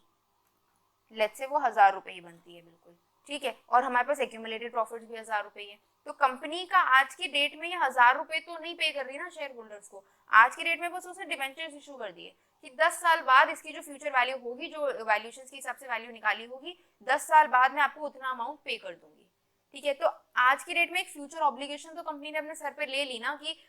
10 साल बाद में ये एक्यूमुलेटेड प्रॉफिट जो है वो आपको पे करूंगी। तो सरकार ने बोला इसको भी आप डीम्ड डिविडेंड ही मानोगे कि एक तरीके से आपने ये एक्यूमुलेटेड प्रॉफिट्स ही पे कर दिए। और चलो एक बात को तो आप बोल रहे हो ना कि मैं बाद में पे करूंगी, अब ये शेयर होल्डर ने इसको मोनेटाइज कर लिया, शेयर होल्डर ने ये डिबेंचर्स मार्केट में जाके बेच दिए, उसके पास तो आज की डेट में ही 1000 रुपए एज इट इज आ गए, राइट। तो ऐसा भी तो हो सकता है कि शेयर होल्डर मार्केट में बेचते, एक तरीके से इस एग्जाम्पल को आप डिटेल में समझे कि अगर मान लो कंपनी के पास एक्यूमुलेटेड प्रॉफिट्स थे 1000 रुपए के, ठीक है, और कंपनी ने आज की डेट में डिबेंचर्स इशू कर दिए अपने शेयर होल्डर्स को और बोला कि ये 1000 रुपए जो है वो मैं आपको 10 साल बाद, 10 साल का इसका पीरियड था, 10 साल के बाद मैं आपको इसकी पेमेंट करूंगी, ये रिडीम जो करूंगी डिबेंचर्स, ये मैं आपको 10 साल के बाद करूंगी, ठीक है। तो आज के डेट में कंपनी ने अपने ऊपर एक फ्यूचर ऑब्लिगेशन क्रिएट कर ली। एक तो ये पॉइंट ऑफ व्यू हो गया कि फ्यूचर ऑब्लिगेशन क्रिएट कर ली, तो इस वजह से भाई, और क्रिएट कहां से हो रही है, एक्यूमुलेटेड प्रॉफिट्स के बेसिस पे ही हो रही है, तो इसको हम डीम्ड डिविडेंड मान लेंगे। दूसरा पॉइंट इसमें क्या हो सकता है कि भाई आज के डेट में कंपनी ने ये 1000 रुपए का जो डिबेंचर है वो शेयर होल्डर को दिया और शेयर होल्डर ने जाके मार्केट में बेच दिया, तो शेयर होल्डर के हाथ में तो भाई 1000 रुपए पहुंचने थे, वो पहुंच गए मार्केट में। अगर आपने मार्केट में जाके इसको सेल कर दिया, 1000 रुपए का डिबेंचर था, 1000 रुपए आपने मार्केट में जाके सेल कर दिए और आपके पास 1000 रुपए आ गए, तो डिविडेंड चाहे कंपनी पे करती, चाहे आपने मार्केट में जाके वो डिबेंचर पे कर दिया, मतलब कंपनी ने आपको डिबेंचर दिया, ये शेयर होल्डर के हाथ में डिबेंचर दिया, शेयर होल्डर ने जाके उसको मार्केट में सेल कर दिया, कंपनी इसको डायरेक्टली डिविडेंड दे देती। दोनों केसेस में शेयर होल्डर के हाथ में 1000 रुपए आ ही गए ना, दोनों केसेस में आ गए। तो इसको भी सरकार ने बोला कि भाई ये वाला जो केस है ना, इसको भी हम डीम्ड डिविडेंड ही मानेंगे। ये आपने कुछ नहीं किया है, आपने बस कान यहाँ से पकड़ने की बजाय इधर से पकड़ लिया वाली चीज है, बस ये और कुछ नहीं है, ये simple this is also deemed dividend case only. यहाँ पे हम ये दोनों केसेस में, ये नॉर्मल हो जाता तो ये नॉर्मल डिविडेंड की तरह टैक्स लगता है कि लगता है आपने इस तरीके से घुमा दिया तो कोई दिक्कत नहीं है तो ये डिविडेंड की ट्रांजैक्शन ही ना, तो जितना एक्यूमुलेटेड प्रॉफिट्स है वेदर कैपिटलाइज्ड और नॉट, तो वो सारा का सारा हमें डिविडेंड की तरह पे करो। तो कब पे किया जाएगा, ये सेक्शन 8 में लिखा है जिस दिन डिस्ट्रीब्यूट हुआ, जिस दिन ये डिबेंचर्स डिस्ट्रीब्यूट किए गए उस दिन आपका ये डीम्ड डिविडेंड मान लिया जाएगा। सिमिलरली ऐसे 222(1) में हम 222(a) में हमने देखा था कि जब एसेट्स डिस्ट्रीब्यूट किए गए तो उस दिन जिस दिन डिस्ट्रीब्यूट किए गए उस दिन को हम उस दिन की फेयर मार्केट वैल्यू ले लेंगे और उस दिन हम डीम्ड डिविडेंड टैक्स कर देंगे शेयर होल्डर के हाथ में, राइट। अब ऐसे ही हमने देखा कि अब ये डिबेंचर, अच्छा डिबेंचर जो है ये विद इंटरेस्ट हो विदाउट इंटरेस्ट हो कोई फर्क नहीं पड़ता है, तो ये किसी भी तरीके विदाउट इंटरेस्ट भी होगा तभी भी है, तो ये एक तरीके की फ्यूचर ऑब्लिगेशन ही, राइट। तो कोई फर्क नहीं पड़ता, इस पे भी आपको टैक्स देना ही पड़ेगा। डीम्ड डिविडेंड जितना आपका accumulated profit to the extend the company possesses accumulated profits whether capitalized or not will be deemed as dividend। अब दूसरा पॉइंट इसमें आ जाता है any distribution of bonus shares to the preference share holders. अब हमने देखा था 222(a) में कि जब भी हमारे पास इक्विटी शेयर्स होंगे, इक्विटी शेयर्स वालों का तो पूरा सरप्लस होता है ना, पूरा सरप्लस मतलब कि सारा जनरल रिजर्व ले लो, शेयर कैपिटल ले लो, ये सारा इक्विटी शेयर कैपिटल का होता है, राइट। अब इसमें इक्विटी शेयर 100 हो चाहे 1000 हो चाहे 1 लाख हो, भाई ये पोर्शन तो ना बढ़ने वाला है ना घटने वाला है, ये प्रोपोर्शनेटली सब में बढ़ जाएगा, राइट। अभी हम ये एकदम अभी ये देख चुके हैं। बट अगर यही यहाँ पे हमारे पास प्रेफरेंस शेयर्स हैं, राइट, प्रेफरेंस शेयर होल्डर्स हैं और प्रेफरेंस शेयर होल्डर्स को बोनस शेयर्स इशू हुए हैं, तो हमने देखा था इक्विटी शेयर वालों का कितना ही बोनस इशू कर लो, बटेगा तो ये सारा का सारा प्रोपोर्शनेट ना। तो बोनस शेयर्स जब इक्विटी शेयर्स को डिस्ट्रीब्यूट हुए तो वो सिंपल कैपिटलाइजेशन बोला गया, और इसमें बोला गया कि भाई ये कोई डीम्ड डिविडेंड नहीं है। क्यों नहीं है? क्योंकि सारा का सारा प्रोपोर्शनेटली बटना है, ये कोई फ्यूचर ऑब्लिगेशन क्रिएट नहीं हो गई है। इक्विटी शेयर्स आज की डेट में अगर 100 है चाहे 1 लाख है, जितना सरप्लस कल की डेट में कंपनी के हाथ में होगा वो सारा का सारा प्रोपोर्शनेटली ही बटेगा, और इक्विटी शेयर होल्डर के हाथ में हमने देखा उतना ही जाएगा, चाहे वो 4 शेयर्स लेके खड़ा हो, चाहे वो 10 शेयर्स लेके खड़ा हो, चाहे वो 400 शेयर्स लेके खड़ा हो। बट प्रेफरेंस शेयर होल्डर्स वालों का एक फिक्स्ड डिविडेंड का राइट होता है, ठीक है, और दूसरा उनके पास उनकी प्रायोरिटी इन पेमेंट होती है, राइट। उन्होंने मतलब प्रेफरेंस शेयर होल्डर्स हमने देखा, हमें पता भी है ये चीज कि भाई प्रेफरेंस शेयर होल्डर्स वाले जब कंपनी खत्म हो रही होती है या जब देनदारी की बात आती है कंपनी की, तो इक्विटी शेयर होल्डर्स जो होते हैं वो बिल्कुल सबसे लास्ट में लाइन में खड़े होते हैं, और उनसे पहले होते हैं प्रेफरेंस शेयर होल्डर्स। तो प्रेफरेंस शेयर होल्डर्स अगर 10% का प्रेफरेंस शेयर होल्डर है तो 10% का जो इनका ये फिक्स्ड डिविडेंड बनता है वो इस सरप्लस में से सबसे पहले जाएगा, राइट। और उसके बाद फिर जितनी पेमेंट होगी इनकी, कि मान लो उनको रिडीम करना है अगर 1000 रुपए पे या 1 लाख रुपए पे अगर रिडीम करना है, तो ये पेमेंट जो है इनकी ये सबसे पहले जाएगी। उसके बाद जो बचेगा वो इक्विटी शेयर होल्डर्स के हाथ में जाएगा, राइट। तो अगर प्रेफरेंस शेयर होल्डर्स को मैं कुछ बोनस इशू कर रही हूँ तो इसका क्या मतलब हुआ कि मैं प्रेफरेंस शेयर होल्डर्स का नंबर बढ़ा रही हूँ, और अगर नंबर बढ़ा रही हूँ तो मैं एक फ्यूचर ऑब्लिगेशन क्रिएट कर रही हूँ, कि भाई अगर preference share holders let's say अगर प्रेफरेंस शेयर होल्डर्स आज की डेट में 1 लाख हैं, ठीक है, और मैंने इनको बोनस शेयर्स इशू कर दिए, और ये अब ये 1:1 के रेशो में कि बोनस शेयर्स इशू हो गए। अब टोटल प्रेफरेंस शेयर होल्डर्स जो मुझे दिख रहे हैं वो 2 लाख दिख रहे हैं, ठीक है, और मेरे पास मान लो सरप्लस 5 लाख का होता है सरप्लस, ठीक है। तो प्रेफरेंस शेयर होल्डर्स वाले सबसे पहले खड़े हो जाएंगे, मतलब इक्विटी शेयर होल्डर्स से भी पहले खड़े हो जाएंगे कि भाई हमारा 2 लाख का बकाया बनता है, पहले हमें ये 2 लाख पे करो। उनको ये नहीं होगा कि भाई जितना बचा है वो हमें प्रोपोर्शनेटली बांट दो, नहीं, वो तो इक्विटी शेयर होल्डर्स वाले होते हैं, इनके पास तो फिक्स्ड राइट होता है, फिक्स्ड डिविडेंड का राइट होता है, फिक्स्ड प्रायोरिटी पेमेंट होती है इनके पास, तो प्रायोरिटी पेमेंट होती है इनके पास, राइट। तो प्रेफरेंस शेयर होल्डर्स वालों को बोनस शेयर्स इशू करने का मतलब हुआ कि भाई कल को आप अपनी देनदारी जो है वो बढ़ाते चले जा रहे हो, अपनी ऑब्लिगेशंस जो है वो आप बढ़ाते चले जा रहे हो। वो ये नहीं बोलेंगे कि ठीक है जितना इक्विटी शेयर होल्डर वाले जैसे होते हैं ना, कि बोलेंगे कि ठीक है अब जितना बचा है अब कंपनी में वो सारा हमारा है, ऐसे नहीं होगा। ये तो बोलेंगे ये ऑब्लिगेशन है, ये हमें देना है, आपको ये हमें देना ही देना है। तो जितना बोनस शेयर्स इशू करते चले जाओगे, जैसे डिबेंचर्स में हमने देखा कि अगर आज की डेट में आपने डिबेंचर्स इशू करे तो एक फ्यूचर ऑब्लिगेशन क्रिएट कर ली कि 10 साल बाद मुझे इसको पेमेंट करनी ही करनी है। ऐसे ही प्रेफरेंस शेयर्स को जितना बोनस इशू करते चले जाओगे, उनका नंबर बढ़ाते चले जाओगे, उतनी ही आपकी फ्यूचर ऑब्लिगेशंस बढ़ती चली जाएंगी। तो इसलिए सेक्शन 222 में बोला कि अगर आपने बोनस शेयर्स प्रेफरेंस वालों को इशू करा है तो आपने अपनी फ्यूचर ऑब्लिगेशन बढ़ा दी है, और इसलिए इस बोनस शेयर को भी हम डीम्ड डिविडेंड मानेंगे,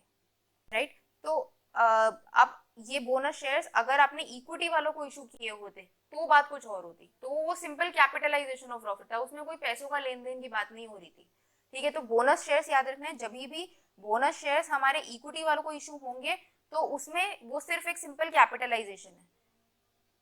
अगर ऐसा कुछ ट्रांजैक्शन आपको क्वेश्चन में दिख रहा है कि भाई कैपिटल ये इक्विटी शेयर्स को बोनस इशू हुआ है, तो उसको आप बस एक्यूमुलेटेड प्रॉफिट की लिमिट बढ़ा दोगे उससे, कि एक्यूमुलेटेड प्रॉफिट जो है वो कैपिटलाइज हुआ है, एक्यूमुलेटेड प्रॉफिट में वो ऐड कर दो, वो कोई भी डीम्ड डिविडेंड नहीं माना जाता। वेयरएज जब भी ये बोनस प्रेफरेंस वालों को इशू हुआ है तो हम ये मानेंगे कि भाई फ्यूचर ऑब्लिगेशन क्रिएट हो गई है इन शेयर होल्डर्स को देने की, तो पैसे आज ना देके बाद में दिए जा रहे हैं, तो एक तरीके से क्या हुआ कि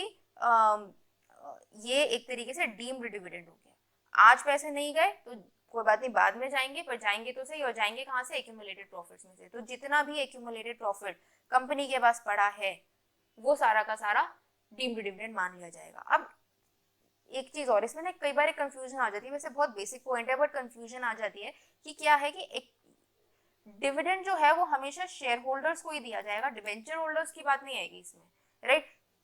डिविडेंड जो है वो दो लोगों को दिया जाएगा, इक्विटी शेयर होल्डर्स को, प्रेफरेंस शेयर होल्डर्स को। जब हमने पहला पॉइंट देखा था डिबेंचर्स वाला, तब हम बोल रहे थे किसी भी शेयर होल्डर को डिबेंचर्स इशू कर दिए, डिबेंचर होल्डर्स को नहीं करे हमने इसमें। आप पॉइंट देखेंगे अगर इसमें, this is distribution to its share holders. Debenture holders को डिबेंचर्स नहीं इशू किए जा रहे हैं, आप अपने इक्विटी शेयर होल्डर्स को या प्रेफरेंस शेयर होल्डर्स को डिबेंचर्स इशू कर रहे हो, तो उसको डीम्ड डिविडेंड मानेंगे। दूसरे केस में हमने क्या देखा कि ये जो प्रेफरेंस शेयर होल्डर्स हैं इनको आप बढ़ा रहे हो बाय वे ऑफ बोनस, तो हम डीम्ड डिविडेंड मानेंगे, राइट। तो डिविडेंड हमेशा याद रखना कि कई बार कुछ बच्चे होते हैं कंफ्यूज हो जाते हैं कि डिबेंचर होल्डर्स, यहाँ पे डिबेंचर्स की बात हो रही है, यहाँ पे प्रेफरेंस शेयर्स की बात हो रही है। नहीं, डिबेंचर्स की बात नहीं हो रही है। डिबेंचर जो इशू किए गए हैं वो शेयर होल्डर्स को, या तो इक्विटी शेयर होल्डर्स को दिए गए या प्रेफरेंस शेयर होल्डर्स को दिए गए। ये जो कंपनी ने अपनी लाइबिलिटी बढ़ाई फ्यूचर में जाके, ये जो कंपनी ने अपनी लाइबिलिटी बढ़ा दी, this is what, this is equity share holders की तरफ या प्रेफरेंस शेयर होल्डर्स की तरफ। कि पैसा आज इक्विटी शेयर होल्डर्स को जाना था, ये पैसा आज प्रेफरेंस शेयर होल्डर्स को जाना था, आज ना जाके वो 10 साल बाद जाएगा। सिमिलरली इस केस में प्रेफरेंस शेयर होल्डर्स को पैसा जाना था, आज नहीं जाके बोनस शेयर्स इशू करके इन्होंने अपनी लाइबिलिटी बढ़वा ली कि आज हमारे पास 1000 रुपए थे, तो उन्होंने बोला कि हम 1000 रुपए आज नहीं ले रहे, आप एक काम करो हमारे नंबर बढ़ा दो, ये हमारे नंबर कुछ बढ़ जाएंगे तो हम कल को ज्यादा ले पाएंगे। तो ये भी एक तरीके की फ्यूचर ऑब्लिगेशन क्रिएट हो गई है, इसको भी हम डीम्ड डिविडेंड मान लेंगे। और अगेन कितना डिविडेंड मानेंगे, डीम्ड डिविडेंड हमेशा उतना ही मानेंगे जितना कि हमारे पास एक्यूमुलेटेड प्रॉफिट्स हैं, राइट। तो अब नेक्स्ट देखते हैं सेक्शन 222C। अभी तक हमने देखा दो सेक्शंस हमने देखे, 222A और 222B। तो ए में क्या देखा था हमने, ए में देखा था हमने कोई भी डिस्ट्रीब्यूशन ऑफ एसेट्स, अगर किसी भी शेयर होल्डर्स को, अगर किसी भी इक्विटी शेयर होल्डर्स को या किसी भी प्रेफरेंस शेयर होल्डर्स को भी, किसी भी शेयर होल्डर को अगर किसी भी तरीके की डिस्ट्रीब्यूशन की जा रही है, डिस्ट्रीब्यूशन ऑफ एसेट्स, एसेट्स में कैश भी आ सकता है और कोई और एसेट भी आ सकता है, तो इसकी to the extend the company possesses accumulated profits, right. जितना एक्यूमुलेटेड प्रॉफिट्स कंपनी के पास है, वेदर कैपिटलाइज्ड और नॉट। कैपिटलाइज हमने देखा था कि अगर कंपनी ने अपने जनरल रिजर्व को कैपिटलाइज करके शेयर कैपिटल में डाल रखा है, किसी भी तरीके से बोनस शेयर इशू करके या अनकॉल कैपिटल की वजह से, किसी भी तरीके से अगर कैपिटलाइज करा हुए अपने प्रॉफिट्स, तो वो वाली अमाउंट भी काउंट होगा, और अदरवाइज एक्यूमुलेटेड प्रॉफिट्स जो यहाँ पे दिख रहे हैं वो तो आएंगे। ठीक है, तो इस केस में क्या होगा, जितना एक्यूमुलेटेड प्रॉफिट्स कंपनी के पास है, to the extend the company possesses accumulated profits, उस हद तक की डिस्ट्रीब्यूशन जो है उसको हम डीम्ड डिविडेंड मान लेंगे, राइट। और इसमें एक चीज़ और थी कि अगर एसेट्स डिस्ट्रीब्यूट किए जा रहे हैं तो उसकी फेयर मार्केट वैल्यू लेनी है, अगर कैश लेना है तो कैश का अमाउंट ले लेंगे, बट अगर एसेट्स डिस्ट्रीब्यूट हो रहे हैं तो उसकी फेयर मार्केट वैल्यू ले लेंगे। दूसरा पॉइंट हमने देखा था कि अगर किसी भी शेयर होल्डर को हम डिबेंचर्स इशू करते हैं या डिबेंचर स्टॉक्स या डिपॉजिट सर्टिफिकेट्स, इस तरीके के नेचर का कुछ भी इशू करते हैं जिससे कि हमारी कल की लाइबिलिटी बढ़ जाती है, राइट, हमारी कोई फ्यूचर ऑब्लिगेशन बढ़ जाती है, तो ऐसे केसेस को भी to the extend the company possesses accumulated profits, उतना अमाउंट डीम्ड डिविडेंड मान लेंगे, राइट। कि हमने आज पैसे नहीं दिए, हमने तो आज एक बस डिबेंचर दिया, बट कल को हमारी एक ऑब्लिगेशन खड़ी हो गई, तो वो ऑब्लिगेशन भी हम आइडियली एक्यूमुलेटेड प्रॉफिट से ही कवर अप करना चाहिए हमें। तो ऐसे ऑब्लिगेशंस, ऐसी फ्यूचर ऑब्लिगेशंस भी कंपनी, सरकार सोचती है कि भी ऐसी फ्यूचर ऑब्लिगेशंस भी कंपनी एक्यूमुलेटेड प्रॉफिट्स में से ही कवर अप करेगी। तो this is just a way to distribute dividend to the share holders. तो इसलिए ये जो डिबेंचर्स का जो हम डिबेंचर सर्टिफिकेट्स ऐसे कुछ इशू करे हैं अगर, तो इनकी जो फेयर मार्केट वैल्यू है आज की डेट में, और अगर फेयर मार्केट वैल्यू नहीं निकाली जा सकती है तो वैल्यूएशन रिपोर्ट्स के हिसाब से जो भी इनकी आज की वैल्यूएशन बनती है वो हम डीम्ड डिविडेंड मान लेंगे to the extend the company possesses accumulated profits. ठीक है, दूसरा आता है प्रेफरेंस शेयर होल्डर्स को हम अगर बोनस इशू करते हैं, तो this will also be considered as deemed dividend, क्योंकि इसमें भी क्या हो रहा है कि प्रेफरेंस शेयर होल्डर्स जो हैं, they have a priority in payment, they have fixed dividend rights, तो इनकी भी हम क्या समझते हैं कि भाई इनको भी आप एक तरीके से अपने फ्यूचर ऑब्लिगेशंस बढ़ा रहे हो, राइट। तो इसीलिए प्रेफरेंस शेयर होल्डर्स को भी अगर बोनस इशू किए जा रहे हैं, इनके नंबर्स आप बढ़ा रहे हो, तो that is just a way to distribute dividend to them, इसको भी हम डीम डिविडेंड मान लेंगे 222B में। हाउएवर इक्विटी शेयर होल्डर्स को अगर बोनस इशू किए जा रहे हैं तो इसको हम डीम डिविडेंड नहीं मानते, क्योंकि हम बोलते हैं कि दिस इज ओनली कैपिटलाइजेशन, इसमें कोई भी अमाउंट इधर उधर नहीं गया है। ठीक है, अब 222C पे आ जाते हैं। 222C हमने ऑलरेडी कवर कर रखा है जब हम कैपिटल गेन कर रहे थे। 222C deals with liquidation, right. Liquidation में क्या था कि भाई जब कंपनी लिक्विडेट होती है तब हमने एक, अगर आपको याद हो, हमने एक पूरा चार्ट देखा था, राइट। एक बार मैं चार्ट देखती हूँ, तो ये रहा,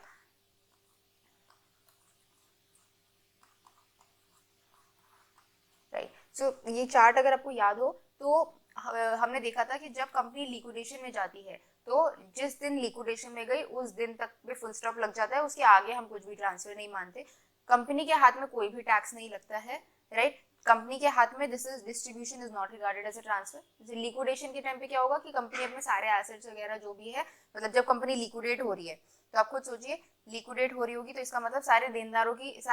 की लाइन लगी हुई होगी कंपनी के आगे, राइट। लिक्विडेशन के टाइम पे कि भाई हमारा इतना पैसा बनता है, हमारा इतना पैसा बनता है, हमारा इतना पैसा बनता है, और लास्ट में जो अमाउंट बचेगा वो सारा इक्विटी शेयर होल्डर्स के पास जाता है, राइट। तो सबसे पहले तो कंपनी अपने डेट्स क्लियर करने की कोशिश करती है कि भाई हमारे पास अभी इतना ही पैसा बचा है, इसमें से डेट वाले इतना ले लो, डिबेंचर्स इतना ले लो, प्रेफरेंस वाले इतना ले लो, लोन वाले इतना ले लो, राइट। और जो अमाउंट बचता है वो सारा share holders, equity share holders का बचता है। तो अब हमने देखा था कि जो कंपनी डिस्ट्रीब्यूट कर रही है, कंपनी जब डिस्ट्रीब्यूट करती है तो कंपनी के हाथ में कोई टैक्स नहीं लगता, क्योंकि भी सरकार सोचती है कि कंपनी ऑलरेडी लिक्विडेशन में, कंपनी की हालत ऑलरेडी खराब है, इस पे हम टैक्स लगाएंगे तो कंपनी टैक्स नहीं पे कर पाएगी, तो इसलिए सारा टैक्स जो है वो शेयर होल्डर्स के हाथ में लगता है। ये हमने सेक्शन 46A में देखा था,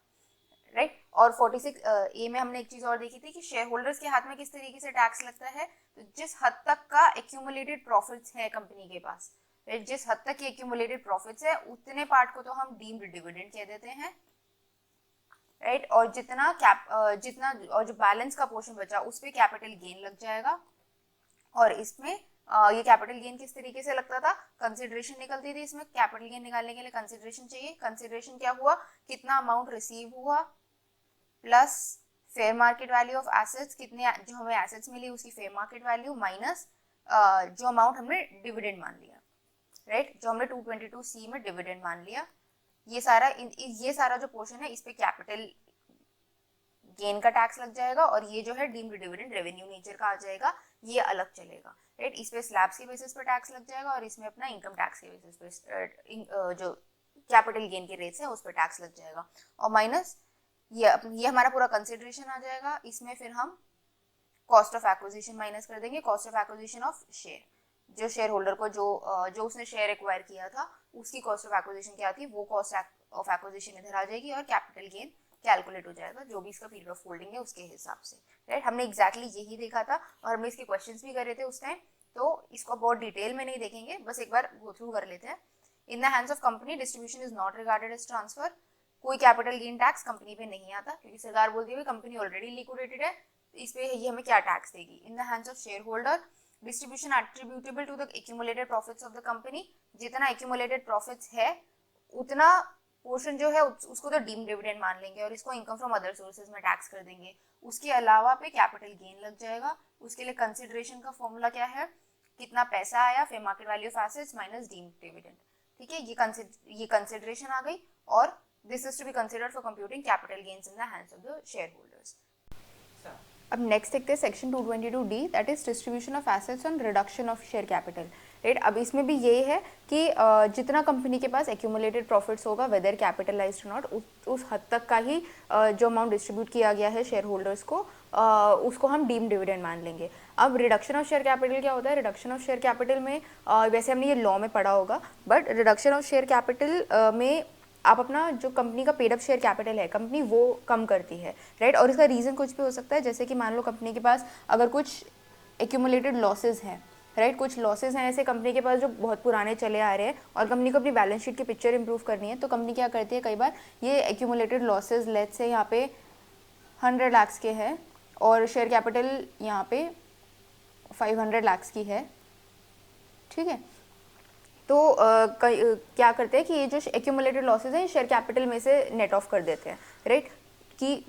मतलब ये एक तरीके से क्या हुआ कि भाई अपना शेयर कैपिटल भी कम कर दिया 100 लाख से और अपना एक्यूमुलेटेड लॉसेज भी राइट ऑफ कर दिया, क्योंकि ये लॉसेज जो हैं ये आइडियली पर्टेन ही करते हैं शेयर होल्डर्स के लिए। तो कई बार एक चीज़ और होती है कि भाई अब ये सिंपल केस किया कि भाई यहाँ पे चलो मान लो कुछ क्रेडिटर्स थे, यहाँ पे कुछ एसेट्स थे, ये बैलेंस शीट पूरी की पूरी टैली हो रही थी, लेट्स से ये 100 लाख के थे और ये कुछ 500 लाख के थे, तो ये बैलेंस शीट अपनी पूरी टैली हो रही थी। ऐसे वाले केसेस में डीम डिविडेंड नहीं लगेगा, क्योंकि हमने कुछ भी एक्यूमुलेटेड प्रॉफिट से डिस्ट्रीब्यूट नहीं किया। अब यही अगर मान लो एग्जांपल इस तरीके से हो जाता, शेयर कैपिटल होती 500 की, ठीक है, और हमारे पास कुछ एक्यूमुलेटेड प्रॉफिट्स होते, एक सेकेंड, हाँ, शेयर कैपिटल होती मान लो 400 की, एक्यूमुलेटेड प्रॉफिट्स हैं हमारे पास 100 के, एक्यूमुलेटेड लॉसेस जो हैं ये हैं 200 के, ठीक है।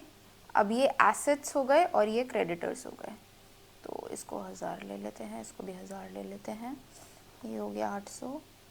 500, ठीक है। अब हमें एक्यूमुलेटेड लॉसेस राइट ऑफ करने हैं, कंपनी बोल रही है कि एक्यूमुलेटेड लॉसेस राइट ऑफ करते हैं, तो सारा शेयर कैपिटल से क्यों राइट ऑफ करना है, एक काम करते हैं, हमारे पास एक्यूमुलेटेड प्रॉफिट्स भी हैं, तो 100 लाख के जो एक्यूमुलेटेड प्रॉफिट्स पड़े ये शेयर होल्डर्स को डिस्ट्रीब्यूट कर देते हैं, और ये बाकी जो 100 बचा इसमें से ये 100 और 100 में डिस्ट्रीब्यूट करो, ये एक्यूमुलेटेड प्रॉफिट्स में से हटा दो, और ये जो शेयर कैपिटल है ये शेयर कैपिटल में से हटा दो, ठीक है। तो इस पोर्शन पे तो कुछ नहीं लगा, क्योंकि ये तो सिंपल यहाँ एक्यूमुलेटेड प्रॉफिट्स जो हैं ये एक्यूमुलेटेड लॉसेस जो हैं शेयर कैपिटल में से राइट ऑफ हो गए, राइट, ये सिंपल एंट्री हो गई इसकी 100 की। तो बट जो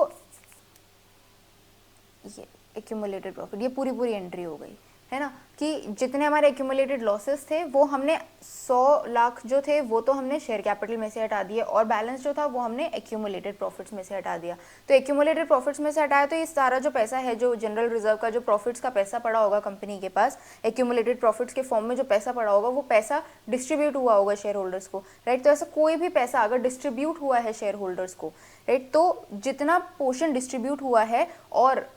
to the extend the company possesses accumulated profit, जितना एक्यूमुलेटेड प्रॉफिट कंपनी के पास पड़ा था वो डीम डिविडेंड मान लिया जाएगा, ठीक है। तो अब मान लो कि इसमें 100 लाख अमाउंट डिस्ट्रीब्यूट हुआ है और 100 लाख एक्यूमुलेटेड प्रॉफिट था, और बाकी जो 100 लाख था वो शेयर कैपिटल में से माइनस हुआ है, तो इसमें डीम्ड डिविडेंड कितना माना जाएगा, जितना एक्यूमुलेटेड प्रॉफिट था, 100 लाख जो था, जो कि अमाउंट डिस्ट्रीब्यूट भी हुआ है और एक्यूमुलेटेड प्रॉफिट्स भी था, राइट। अब इसको एक और सिंपल एग्जांपल से करते हैं। अब मान लो कि कंपनी ने, एक तो हमने ये देखा एक्यूमुलेटेड लॉसेस से सेट ऑफ किया जा सकता है, दूसरा एक कैपिटल रिडक्शन का एग्जांपल हो सकता है विच इज़ बेटर एग्जांपल, कि मान लो कंपनी ने कोई अपना बड़ा एसेट बेचा, कोई अपनी एक फैक्ट्री थी वो पूरी की पूरी सेल कर दी और कंपनी के पास एक्सेस कैश आया है, राइट, कुछ एक्सेस कैश रिसीव्ड है कंपनी के पास, जो कि कंपनी को लग रहा है यार ये जैसे मान लो ये 100 करोड़ का कुछ कैश कंपनी के पास रिसीव हुआ है, राइट। अब मान लो बैलेंस शीट हमारी इस तरीके से दिख रही थी कि हमारे पास एक्यूमुलेटेड प्रॉफिट से 300 करोड़ के, हमारे पास शेयर कैपिटल थी 700 करोड़ की, और हमारे पास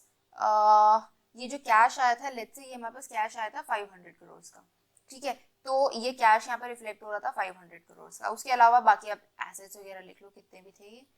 ये 500 करोड़ के थे, ठीक है। तो अब कंपनी ने क्या किया कि भाई ये जो सारा कैश आया है ये सारा का सारा हम डिस्ट्रीब्यूट कर देते हैं शेयर होल्डर्स को, कि इतना इतना बैलेंस शीट हेवी करके क्या फायदा, थोड़ी अपनी शेयर कैपिटल भी कम करते हैं, अपना थोड़ा फाइनेंशियल रेशियोज भी इंप्रूव करते हैं। तो कंपनी ने क्या किया कि कंपनी ने अपने 500 करोड़ जो है, ये जो अमाउंट आया था ये सारा का सारा सोचा कि भाई इसको डिस्ट्रीब्यूट कर देते हैं। तो अब डिस्ट्रीब्यूशन की इन्होंने किस तरीके से करी कि भाई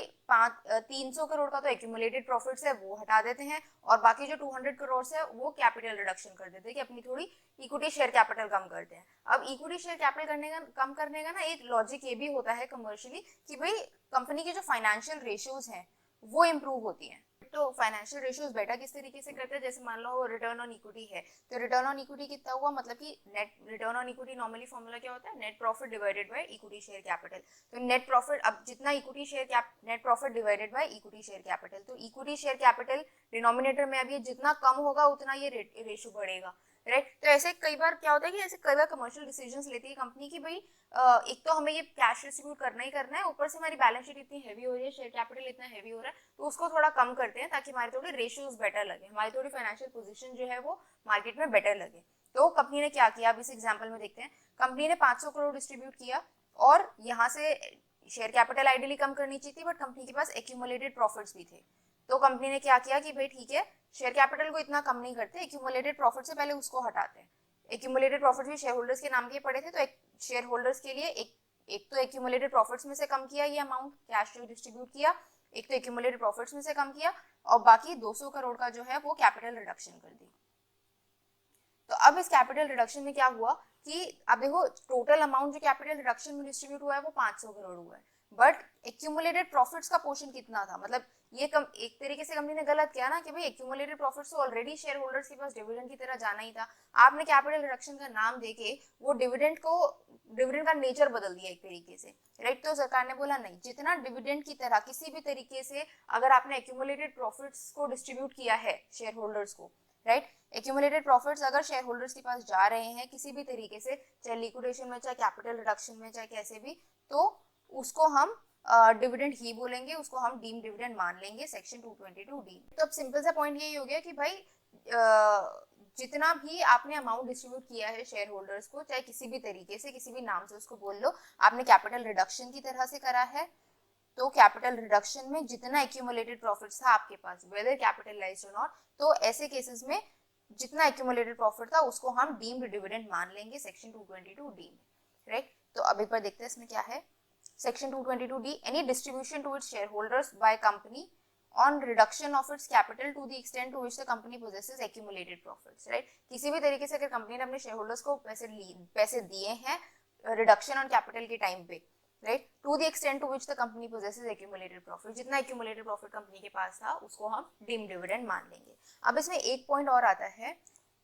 किसमें पॉइंट आता है, एक सेकंड, इसका कॉरेस्पॉन्डिंग पॉइंट था वो साथ ही पढ़ते हैं। एक इसमें की पॉइंटर्स में आप देखोगे, following do not constitute dividend, तो उसमें क्या होता है, any distribution made in respect of section 222C and D to non participating shares issued for full cash consideration shall not constitute dividend, right. तो अब एक पहली चीज तो ये दिख रही है, देखो ये एक डीमिंग प्रोविजन है। डीमिंग प्रोविजन ना हमें वर्ड टू वर्ड पढ़ना होता है। डीमिंग प्रोविजन क्या होता है, ये एक नॉर्मल पार्लेंस में तो चल नहीं रहे हैं। डीमिंग प्रोविजन जिसमें सरकार बोल रही है कि इसको इसको इसको हम मानते हैं। अब हमें लग रहा है एज इंडिविजुअल कि चौथी चीज को भी तो मानना चाहिए था ना, तीन चीजें तो सरकार ने ले ली पर चौथी को भी मानना चाहिए था, बट अगर नहीं लिखा है तो नहीं मानेंगे। डीमिंग प्रोविजन जो होते हैं वो जैसा जैसा प्रोविजन लिखा है बिल्कुल वैसा वैसा ही हमें मानना होता है। ये इस पॉइंट से रिलेटेड नहीं है, but in general I am telling you कि डीमिंग प्रोविजन में जैसे जैसे वर्ड्स लिखे होते हैं, आप कभी केस लॉज भी पढ़ेंगे तो उसमें आप ये देखोगे कि डीमिंग प्रोविजन जिस इंटेंट बहुत बाद में देखा जाएगा, पहले ये देखा जाएगा डीमिंग प्रोविजन में सरकार ने ये लिखा है मतलब कि अगर ये कंडीशन है तो ये होगा, राइट। डीमिंग प्रोविजन जनरली ऐसे ही होगा ना कि ये कंडीशन है तो यही होगा, तो आपको बिल्कुल वैसे ही पढ़ना है। कुछ इसमें अपना दिमाग नहीं लगाना कि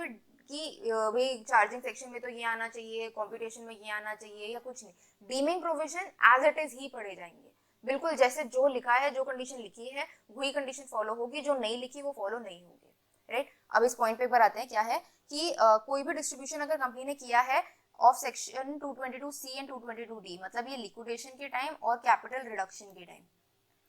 राइट। लिक्विडेशन के टाइम या कैपिटल रिडक्शन के टाइम कंपनी ने अगर डिस्ट्रीब्यूशन किया है टू नॉन पार्टिसिपेटिंग शेयर्स, तो दो कंडीशन है इसमें, एक तो नॉन पार्टिसिपेटिंग शेयर्स और दूसरा which have been issued for full cash consideration,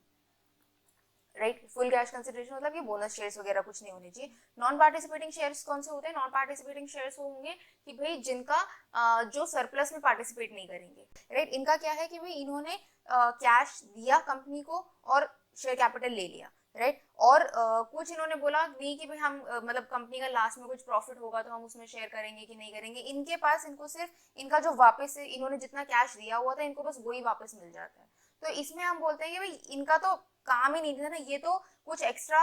profit में शेयर ही नहीं करते, ये तो कुछ पार्टिसिपेट ही नहीं करते सरप्लस में, लॉसेस में, मतलब ये they are not in the nature of equity share holder या प्रेफरेंस शेयर होल्डर्स। इनका तो बस इन्होंने अगर मान लो 100 लाख कंपनी को दिए हैं, राइट, इन्होंने 100 लाख कंपनी को दिए और कंपनी ने इनको नॉन पार्टिसिपेटिंग शेयर्स इशू कर दिए,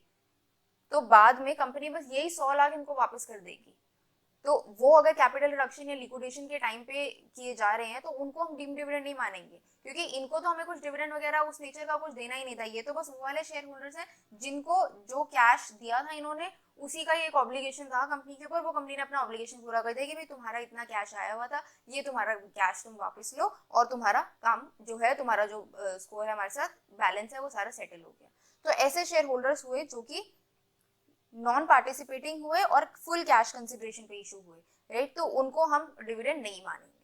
ठीक है। और दूसरी चीज की, अच्छा इसमें फुल कैश कंसिडरेशन क्यों है, क्योंकि अगर मान लो इसमें बोनस नहीं, ये नहीं लिखते फुल कैश कंसिडरेशन, तो इसमें क्या होता है कि सिंपल बोनस शेयर्स वाले भी इशू हो जाते हैं। बोनस वालों को तो वैसे ही हमें देख रहे हैं कि भाई अगर किसी को बोनस शेयर्स इशू हुए हुए हैं तो वो कोई पैसे तो देता नहीं है, वो तो फ्री फंड में बस कंपनी के एसेट्स लेके चला जाता है, तो वो वाले केसेस में कवर नहीं होगा। दो कंडीशन होनी चाहिए, नॉन पार्टिसिपेटिंग कि सरप्लस में कुछ एक्स्ट्रा पार्टिसिपेट नहीं करेंगे, ठीक है, और दूसरा कि कोई भी इन्होंने जितने भी शेयर्स लिए हुए हैं वो सारे पूरे फुल कैश कंसिडरेशन के साथ लिए हुए हैं, राइट। अब नेक्स्ट क्लॉज हम देखते हैं सेक्शन 222E। 222E में क्या है कि भाई अच्छा अभी तक हमने जितने भी देखे उसमें क्या हो रहा था, डिस्ट्रीब्यूशन, डायरेक्ट डिस्ट्रीब्यूशन हो रहा था, हमें दिख रहा था कि भाई कंपनी शेयर होल्डर को कुछ दे रही है, एसेट दे रही है, कैश दे रही है, कुछ भी दे रही है। बट इस वाले क्लॉज में क्या है कि डिस्ट्रीब्यूशन नहीं हो रहा है, कंपनी जो है किसी लोन या एडवांस के तरीके से पैसे दे रही है। तो हमने इसमें क्या देखा कि भाई अगर मान लो कोई कंपनी है और वो कंपनी किसी शेयर होल्डर को कुछ लोन्स या एडवांस देती है, कोई लोन दे दिया, ठीक है, तो उसको हम डीम डिविडेंड मान लेंगे। अब कुछ लोग बोल सकते हैं कि भाई लोन दिया तो क्या हुआ, भाई शेयर होल्डर वापस दे देगा उसको। तो ऐसा भी तो हो सकता है ना कि भाई शेयर होल्डर वापस दे ही ना उसको, मतलब शेयर होल्डर इसको इस तरीके से करे कि आज तो पैसे ले लिए और कल को इसको बैड डेट्स कर दे, राइट। तो ऐसी प्रॉब्लम्स जो है वो किस केसेस में आ सकती है, ऐसी प्रॉब्लम्स जो है वो लिस्टेड कंपनीज में, बड़ी कंपनीज में नहीं आएंगी। ये प्रॉब्लम जो है ये छोटी कंपनीज में ज्यादा आएंगी, जो प्राइवेट लिमिटेड कंपनी है, जो कंपनी जो कंपनी चला ही शेयर होल्डर है। मान लो एक कंपनी के 2 शेयर होल्डर है, ठीक है, और वो दो लोगों को वो डिविडेंड निकालना है उस कंपनी में से, ठीक है। तो अब एक तरीका तो ये हो गया कि आप डिविडेंड लो और उस पे इनकम फ्रॉम अदर सोर्सेज में नॉर्मल स्लैब पे टैक्स करो, राइट। एक तरीका तो हो गया कि एक्चुअल में डिविडेंड लिया। एक तरीका हो गया कि शेयर होल्डर ने बोला यार तुम ना एक काम करो कंपनी, तुम मेरे को लोन दे दो, ठीक है, लोन को मैं वापस तो करूंगा नहीं, वो मैं देख लूंगा बाद में क्या करना है, देना होगा दे देंगे, नहीं तो छोड़ो कोई बात नहीं, एडजस्टमेंट कर लेंगे। अभी तो तुम ये जो डिविडेंड का पैसा है ये मुझे लोन की तरह दे दो, और एक अपने पास लोन खड़ा कर लो कि हाँ ये मैंने तुमसे लोन लिया है, मैं बाद में कभी जब मेरा मन करेगा मैं उसको लौटा दूंगा। तो ये प्रॉब्लम्स जो होंगी ये छोटी कंपनीज में ज्यादा आएंगी। तो इसलिए इस वाले क्लॉज में लिखा गया कि भाई अगर कोई भी कंपनी लोन्स या एडवांस की तरह किसी भी शेयर होल्डर को पैसा देती है, जितना पैसा कंपनी के पास एक्यूमुलेटेड प्रॉफिट्स में पड़ा है उतने अमाउंट को हम डीम्ड डिविडेंड मान लेंगे, ठीक है। अभी तक हमने देखा था कि सारे सारे एसेट्स डिस्ट्रीब्यूट हो रहे थे, यहाँ पे एक तरीके का एक लाइबिलिटी टाइप की एक प्रोडक्ट डिस्ट्रीब्यूट हो रहा है कि भाई आप लोन ले लो और मतलब कंपनी शेयर होल्डर को बोल रही है कि ठीक है आप ये लोन की तरह पैसा ले लो और बाद में वापस आएगा नहीं आएगा कल तो किसने देखा है, हो सकता है कंपनी बंद कर दें, कुछ भी कर सकते हैं, राइट। तो जो छोटी कंपनीज हैं उनमें ये प्रॉब्लम्स ज्यादा होंगी, और क्योंकि वो कंपनीज जो है वो चलाई शेयर होल्डर रहे होंगे, राइट। जो प्राइवेट लिमिटेड कंपनीज होंगी जो चली शेयर होल्डर की बेसिस पे रही होंगी, तो उन कंपनीज के लिए बोला गया these are the companies which are called closely held companies, right. तो ये हमने बेसिक कॉन्सेप्ट में देखा भी था कि क्लोजली हेल्ड कंपनीज कौन सी होती हैं। तो ऐसी कंपनीज जो कि शेयर होल्डर्स ही चला रहे हैं, जो कि प्राइवेट लिमिटेड टाइप की कंपनीज हैं जिनपे बहुत ज्यादा मार्केट रेगुलेशंस इतनी नहीं काम कर रही हैं, तो उन ऐसी वाली कंपनीज जो है अगर लोन्स एंड एडवांस की तरह कुछ पैसा शेयर होल्डर को देंगी तो जितना एक्यूमुलेटेड प्रॉफिट कंपनी के पास पड़ा होगा उसको हम डीम्ड डिविडेंड मान लेंगे। हम बोलेंगे कि भाई आप ये इतना पैसा तो आप ये डीम्ड डिविडेंड, आप ये टैक्स की चोरी करना चाह रहे थे, हम मान रहे हैं कि ये डिविडेंड है, प्लीज इस पर डिविडेंड की तरह टैक्स दो, ठीक है। अब सेक्शन 222E में और बाकियों में क्या फर्क है कि बाकी जो 2 पॉइंट ऑफ डिफरेंसेस हैं, एक तो ये कि जो बाकी के सेक्शन से, जो बाकी के 222A से लेके ABCD था और F पे हम देखेंगे वो सारी कंपनीज पे लग रहे थे,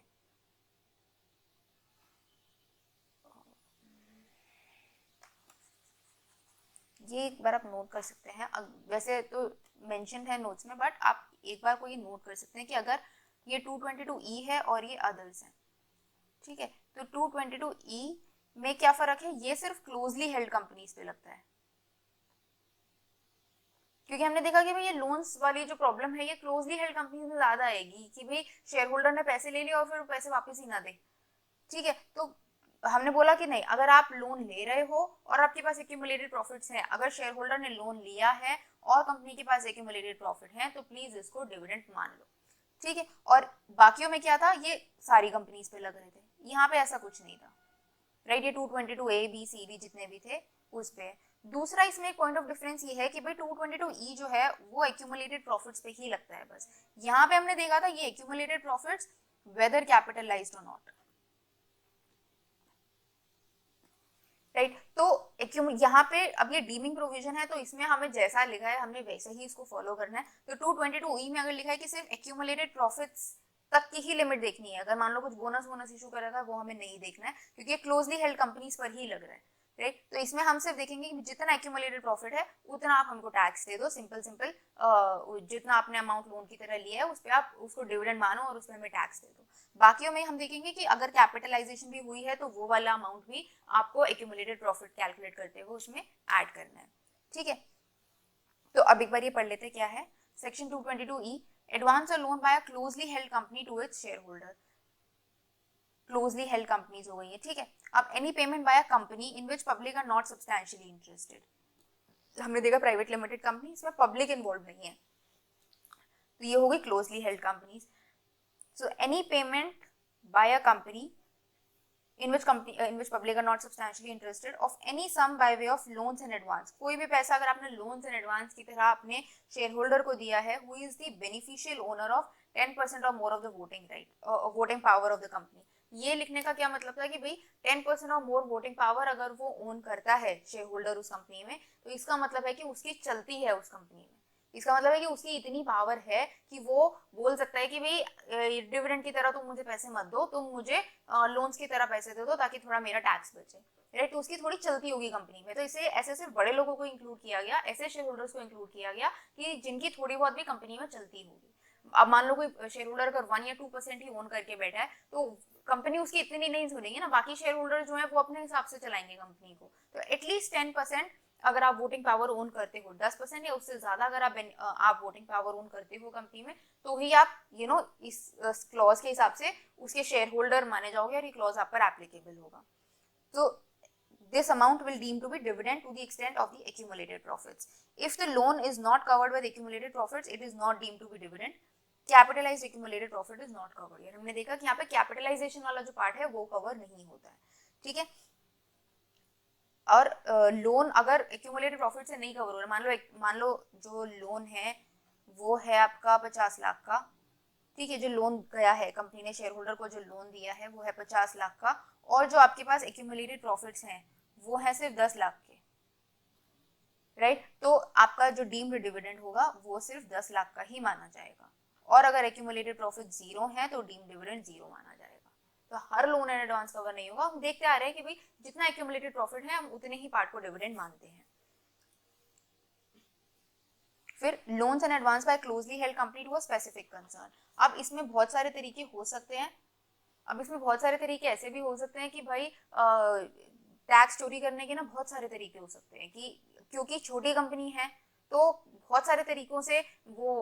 जो शेयर होल्डर है वो पैसे निकालने की सोच सकता है। तो इसके लिए एक तरीका तो ये भी हो गया कि भाई शेयर होल्डर ने बोला कि मेरी ना एक और कंपनी है, मैं 2 कंपनी में शेयर होल्डर हूँ, तुम एक काम करो, कंपनी तुम ये वाला पैसा निकाल के ना उस कंपनी को दे दो, ठीक है। तो ये लोन्स एंड एडवांस तुम मुझे मत दो, तुम ये लोन्स एंड एडवांस जो है ना, ये जो लोन या एडवांस का पैसा है, जो लोन का पैसा है, ये तुम मेरी कंपनी बी को दे दो। कंपनी बी में भी मैं मालिक हूँ, मैं मेरी 2 कंपनियां चलती हैं, तो आप एक काम करो, ये लोन्स एंड एडवांस का पैसा मुझे ना दे के कंपनी बी को दे दो। तो अब इसमें क्या हुआ, कंपनी ए ने पैसा दिया कंपनी बी को, लोन्स एंड एडवांस। तो ये कोई नहीं देख रहा कि भाई वो दिया, जो लोन्स एंड एडवांस दिया गया वो दिया गया ए के कहने पर ही ना। आइडियली ये जो पैसा है ये ए को जाना चाहिए था डिविडेंड की तरह से, कि इतना प्रॉफिट कंपनी ने कमाया और ये मिस्टर ए का हक बनता था, उनको जाना चाहिए था, और ए को आइडियली उस पर टैक्स देना चाहिए था। वो टैक्स बचाने के लिए मिस्टर ए क्या कह रहे हैं कि ठीक है, लोन्स एंड एडवांस अगर आपने मुझे दिया तो मैं 222 ए में 222 ई में कवर हो जाऊंगा, तो आप मुझे मत दो, आप एक काम करो, ये मेरी कंपनी है, आप इसको दे दो डायरेक्टली, ठीक है, मैं यहाँ से अपना देख लूंगा, मुझे यहाँ पे वैसे भी पैसे चाहिए थे तो आप यहाँ पे दे दो, या मेरी एक फर्म है आप इसमें दे दो। तो ऐसे अगर कोई कंसर्न है, राइट, जो मिस्टर ए 2 कंपनी लोन कर रहे हैं और एक कंपनी ने दूसरी कंपनी को लोन एंड एडवांस दिया, तो ऐसे ट्रांजैक्शंस को भी हम इसमें कवर करके चल रहे हैं, तो वो भी एक बार देख लेते हैं। Loans and advance by closely held company to a specified concern, इसको हम बोल रहे हैं स्पेसिफाइड कंसर्न, ठीक है। Any payment by a company in which public are not substantially interested, हमने देखा ये क्लॉज सिर्फ लगी क्लोजली हेल्ड कंपनीज पे रहा है। टू एनी कंसर्न, अब ये कंसर्न कुछ भी हो सकती है, हमने बोला कुछ भी हो सकती है, आप एचयूएफ ले लो, फर्म ले लो, एओपी, बीओआई कंपनी, कुछ भी ले लो, in which the shareholder having a beneficial ownership of at least 10% of equity shares is a member or a partner, and in which he has a substantial interest, that is at least 20% share of the income of the concern will be deemed to be dividend। एक बार line दोबारा देखते हैं, any payment by a company in which public are not substantially interested, ठीक है, हमने देख ली closely held company, to any concern, तो company ने,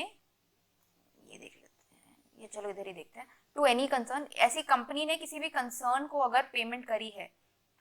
टू एनी कंसर्न, और ये कंसर्न कोई भी हो सकती है, HUF, AOP, BY, firm, company, कुछ भी, in which the shareholder having the beneficial ownership of at least 10% of the equity shares. तो शेयर होल्डर यहाँ पे 10% की ओनरशिप ओन करना चाहिए, मतलब शेयर होल्डर, कौन सा शेयर होल्डर, जिसकी बेनिफिशियल ओनरशिप है एटलीस्ट 10% ऑफ इक्विटी शेयर्स की, राइट। तो ऐसा शेयर होल्डर जो कि 10% ऑफ इक्विटी शेयर्स ओन करता है कंपनी ए में, लेंडिंग कंपनी में, बेसिकली लेंडिंग कंपनी में, ठीक है, इज अ मेंबर और अ पार्टनर, या इस वाली कंपनी में वो शेयर होल्डर क्या होना चाहिए, या तो मेंबर होना चाहिए या पार्टनर होना चाहिए, मेंबर होना चाहिए, पार्टनर होना चाहिए, प्लस 20% की उसकी इनकम में शेयर होना चाहिए। इनकम में शेयर क्यों लेगा, क्योंकि यहाँ पे भी देखो फर्म भी है, AOP, BY सब कुछ है, तो आपने मेंबर बना दिया, पार्टनर बना दिया, प्लस एंड लिख दिया, plus and in which he has a substantial interest. Substantial interest क्या होता है कि आप 20% से ज्यादा आपका इनकम में भागीदारी है, तभी आपकी इस कंसर्न में भी चलेगी, ठीक है। तो इसको एक बार हम इससे देखते हैं। देखो मिस्टर ए है, mister A is a share holder जिनके कहने पे ये सब कुछ किया जा रहा है। तो ए प्राइवेट लिमिटेड है जो कि लेंडिंग कंपनी है, ये क्लोजली हेल्ड कंपनी होनी बहुत जरूरी है। मिस्टर ए जो है 10% और मोर वोटिंग पावर इस कंपनी में ओन करते हैं, और मिस्टर ए जो है वो सब्सटैंशियल इंटरेस्ट ओन करते हैं किसी भी कंसर्न में। सब्सटैंशियल इंटरेस्ट क्या हो गया, मेजर जो मेन लिमिट है, या तो मेंबर या पार्टनर हो, प्लस मेंबर या पार्टनर हो, एंड 20% और मोर ऑफ वोटिंग पावर। अब लेट्स से कि इसको इस एग्जांपल की तरह देखते हैं कि ये है कंपनी, ये कंपनी ए है और ये है मिस्टर ए। तो कंपनी ने क्या किया, एक लोन दिया 5 लाख का मिस्टर ए को, अब 222E के हिसाब से, और यहाँ पे एक्यूमुलेटेड प्रॉफिट से लेट्स से 10 लाख के, ठीक है। तो क्या हुआ, मिस्टर ई के हाथ में ये 222E में टैक्स हो गया और इसमें डीम्ड डिविडेंड लग गया, ये डीम्ड डिविडेंड मान लिया गया और इसमें टैक्स लग गया, ठीक है। अब क्या हुआ, लोन दिया तो मिस्टर ए का आइडली ए की लाइबिलिटी खड़ी हो गई मिस्टर ए की बुक्स में कि मिस्टर ए को 5 लाख जो है वो कंपनी को लौटाने हैं। फिर क्या हुआ, अगले साल कंपनी ने क्या किया, कंपनी ने डिविडेंड डिस्ट्रीब्यूट किया, और कंपनी ने, अब मिस्टर ए को जो डिविडेंड बनता था, जो बकाया बनता था, वो था 4 लाख। ये नॉर्मल डिविडेंड की बात हो रही है, फाइनल डिविडेंड की बात हो रही है, ठीक है। ये तो डीम्ड डिविडेंड है इनकम टैक्स के हिसाब से, बट यहाँ पे फाइनल डिविडेंड की बात हो रही है कि 4 लाख जो है वो कंपनी को मिस्टर ए को देना था, क्योंकि कंपनी ने डिविडेंड डिक्लेयर किया। अब क्योंकि क्लोजली हेल्ड कंपनी थी तो इन्होंने क्या करा कि भाई मिस्टर ए ने बोला 4 लाख 5 लाख तुम ऑलरेडी मुझे लोन दे चुके हो, 4 लाख तुमको डिविडेंड की तरह अगर मुझे और देना है तो एक काम करो, ये मत दो, ये तुम मुझे पेमेंट करोगे, इससे अच्छा मेरी जो लाइबिलिटी है वो सेट ऑफ कर दो, राइट। क्या हुआ कि मिस्टर ए को कंपनी को देने थे 5 लाख रुपए और कंपनी को मिस्टर ए को देने थे 4 लाख रुपए, तो उन्होंने ये सेट ऑफ कर दिया और बोला कि अब ये 1 लाख का ही नेट बचता है, 1 लाख का ही नेट लोन अब मेरा बचेगा। तो ये दोबारा पैसा नहीं दिया कंपनी के हाथ से, मतलब कंपनी ने फिर डिविडेंड अब मिस्टर ए को नहीं दिया। ये दोबारा डिविडेंड अगर देती कंपनी तो इसको यहाँ पे टैक्स देना पड़ता, राइट। तो उन्होंने क्या बोला कि आप एक काम करो, आप ये दोबारा मत दो मुझे, यहाँ पे ये जो मेरा अमाउंट है, ये आप मेरी जो लाइबिलिटी खड़ी है इस लोन के अगेंस्ट, आप उसको सेट ऑफ कर दो। तो क्या हुआ कि फिर अब एक तरीके से भाई लोन, एक तरीके से ये जो डिविडेंड है वो गया तो सही ना, चाहे पैसे गए चाहे लाइबिलिटी खत्म हुई, पर गया तो सही। तो आइडियली इसको मानना चाहिए था डीम्ड डिविडेंड, बट इन्होंने कहा कि नहीं, हम ऑलरेडी इस अमाउंट को डीम्ड डिविडेंड मान चुके हैं, तो इसलिए अब ये जो 4 लाख का जो अमाउंट, जो आपको पैसा जाना चाहिए था और वो नहीं गया, और आपने इस लोन से सेट ऑफ कर लिया, अगर आपने इस लोन से सेट ऑफ कर लिया तो इसको हम डिविडेंड नहीं मानेंगे, इस अमाउंट को फिर हम दोबारा से डिविडेंड नहीं मानेंगे, क्योंकि ऑलरेडी ये ट्रांजैक्शन आपके ऊपर हम डीम्ड डिविडेंड में कवर कर चुके हैं और इस बार आपको दोबारा कोई पैसे नहीं मिले। लाइक कंपनी ने मिस्टर ए को कोई पैसे नहीं दिए, डिविडेंड जाना था बट ये गया नहीं। उन्होंने क्या किया कि ये जो 4 लाख का अमाउंट था ये इनकी लाइबिलिटी में से सेट ऑफ कर दिया कि ठीक है, हमको 5 लाख देने थे, तुमको 4 लाख देने थे, एक काम करते सेट ऑफ कर लेते। तो जब ये सेट ऑफ करा तो जो डिस्ट्रीब्यूशन, एक्चुअल डिस्ट्रीब्यूशन कब हुई, एक्चुअल डिस्ट्रीब्यूशन तो बस यही हुई ना, तो जो डिविडेंड लगा वो भी सिर्फ इधर ही लगा। अगर ये अमाउंट एक्चुअल में 4 लाख चला जाता इसके पास दोबारा से, तो यहाँ पे फिर डिविडेंड पे टैक्स लग जाता, बट गया नहीं। उन्होंने बोला अपनी हमारी ये जो डिविडेंड की लाइबिलिटी थी, डिविडेंड से ही सेट ऑफ हुआ है। अगर मान लो ये डिविडेंड की लाइबिलिटी सेट ऑफ नहीं होती और ये कोई और लाइबिलिटी सेट ऑफ होती तो हम इसको डीम्ड डिविडेंड मानते, बट क्योंकि ऑलरेडी इस ट्रांजैक्शन पे टैक्स लग चुका है तो इसीलिए यहाँ पे दोबारा टैक्स नहीं लगाएंगे। उन्होंने बोला कि ठीक है, इसको हम इस तरीके से समझ रहे हैं कि 4 लाख का जो अमाउंट है वो पहले चला गया। तो अब जो आपका जो यहाँ पे डीम डिविडेंड हम इस पे ऑलरेडी टैक्स ले चुके हैं आपसे, इस पे हम अब 4 लाख पे अब दोबारा टैक्स नहीं लेंगे। ठीक है, तो सिंपल कॉन्सेप्ट। अब इसको देखते हैं, where a loan had been treated as a dividend. ठीक है, लोन को जब आपने एक डिविडेंड की तरह ट्रीट कर लिया, हमने 5 लाख का जो अमाउंट था उसको हमने डिविडेंड की तरह ट्रीट कर लिया, and subsequently the company declares and distributes dividend to all its share holders. Company ने उसके बाद दोबारा फिर अपने शेयर होल्डर्स को नॉर्मल डिविडेंड डिक्लेयर किया। ठीक है, ये फाइनल डिविडेंड डिक्लेयर किया, लेट्स से फाइनल या इंटरिम डिविडेंड डिक्लेयर किया, including the borrowing share holder. Borrowing share अब डिविडेंड डिक्लेयर हुआ तो सबके पास सबको ही डिक्लेयर होगा, सबके पास ही आइडियली कुछ कुछ हक बनेगा उस डिविडेंड का, तो बोरिंग शेयर होल्डर के पास भी कुछ डिविडेंड जाना चाहिए था। And the dividend so paid is set off by the company against the previous borrowing. So जो प्रीवियस बोरोइंग थी उसमें से कंपनी ने सेट ऑफ कर लिया। ठीक है, तो ऑलरेडी 5 लाख पे टैक्स बन चुका था, टैक्स दिया जा चुका था। अब ये 4 लाख का जो अमाउंट गया है जो कि ऑलरेडी टैक्स हो चुका है, राइट, क्योंकि वो प्रीवियस बोरोइंग से सेट ऑफ हो चुका है, तो उस पर दोबारा टैक्स नहीं लगेगा। The adjusted amount will not be again treated as dividend. ठीक है, अब सब्सीक्वेंट रीपेमेंट ऑफ लोन और charge of interest at market rate does not make any difference in the applicability of section 222E। Right, अब ये क्या है कि अगर मान लो आपने लोन दिया है तो ये जैसे हमने देखा कि भी सेक्शन 222E में नॉर्मल केस में क्या होता है कि एक कंपनी ने मिस्टर ए को लोन दिया है, तो चाहे वो मिस्टर ए उस लोन को रीपे कर रहे हो तभी भी इसको हम एक बार को तो डीम्ड डिविडेंड मानेंगे ही मानेंगे, right, accept in one situation कि ये जो लोन रीपेमेंट है ये आपने किससे सेट ऑफ कर लिया, ये आपने एक्चुअल डिविडेंड से सेट ऑफ कर लिया। एक्चुअल डिविडेंड पे होना चाहिए था जो कि नहीं हुआ, उससे अगर आपने ये लोन रीपेमेंट कुछ सेट ऑफ कर लिया है तो उसको हम डीम्ड डिविडेंड नहीं मानेंगे, फिर ये वाला जो अमाउंट है इसको तो हम डीम्ड डिविडेंड मानेंगे ही मानेंगे, राइट। तो ये लोन रीपेमेंट चाहे आप करो चाहे आप नहीं करो, इस अमाउंट, ये जो आपने अमाउंट ट्रांसफर करा है, लोन का जो अमाउंट गया है, जितना एक्यूमुलेटेड प्रॉफिट है उसको तो हम डीम्ड डिविडेंड मानेंगे ही मानेंगे। और चाहे एक कंपनी भी बोल सकती है कि भाई मैं तो नॉर्मल रेट ऑफ इंटरेस्ट पे दे रही हूँ, मैं तो नॉर्मल भी किसी लेंडर को देती तो भी मैं इसी रेट पे देती, तो बोलते हैं नहीं, उसकी भी हमने एक एक्सेप्शन बनाई है कि अगर आपका काम है लेंडिंग बिजनेस का, अगर आपका लेंडिंग बिजनेस है, आपका सब्सटैंशियल लेंडिंग बिजनेस है, तो ही हम ये आपकी प्ली मानेंगे। अदरवाइज आप चाहे रेट ऑफ इंटरेस्ट पे दो, चाहे आप मार्केट से ज्यादा रेट पे दो, कोई फर्क नहीं पड़ता। आपने किसी भी तरीके से अगर ये एक्यूमुलेटेड प्रॉफिट्स लोन की तरह मिस्टर ए को दिए हैं, उसको हम डीम डिविडेंड मानेंगे ही मानेंगे। ठीक है, अब section 222 is not applicable in case of trade advances. अब ट्रेड एडवांसेस क्या होगा? ट्रेड एडवांसेस ऐसे होगा जो कि देखो दो चीजें इसमें, एक तो ये ordinary course of business commercial transaction होनी चाहिए। ठीक है, ऑर्डिनरी कोर्स ऑफ बिजनेस में जाना चाहिए और कमर्शियल ट्रांजैक्शन होनी चाहिए। अब क्या, इसका एग्जांपल देख लेते हैं, एग्जांपल से हमें ज्यादा समझ आएगा। लेट्स से मिस्टर ए का कारोबार है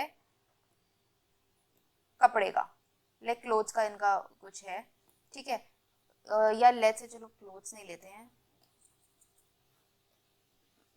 ये कंपनी है, ठीक है, कंपनी अपनी मैन्युफैक्चरिंग का काम करती है, ठीक है। अब मैन्युफैक्चरिंग में कुछ रॉ मटेरियल चाहिए था, वो रॉ मटेरियल जो है मिस्टर ए के पास था, mister A is a raw material supplier, ठीक है। तो कंपनी ने क्या किया कि भाई इधर उधर मार्केट से लेने की बजाय इन्होंने रॉ मटेरियल जो है वो मिस्टर ए से ले लिया, ठीक है। अब मिस्टर ए से ले लिया, वो तो एक नॉर्मल ट्रांजैक्शन है, कोई दिक्कत नहीं है, मिस्टर ए जो है ये शेयर होल्डर है कंपनी के, तो कोई दिक्कत नहीं है, आपने ये रॉ मटेरियल जो है मिस्टर ए से ले लिया। बट अगर मान लो कंपनी ने इस रॉ मटेरियल के लिए कुछ पैसे दिए इनको, ठीक है, और वो एडवांस में दे दिए, तो इनकम टैक्स तो आके खड़े हो जाएंगे कि भाई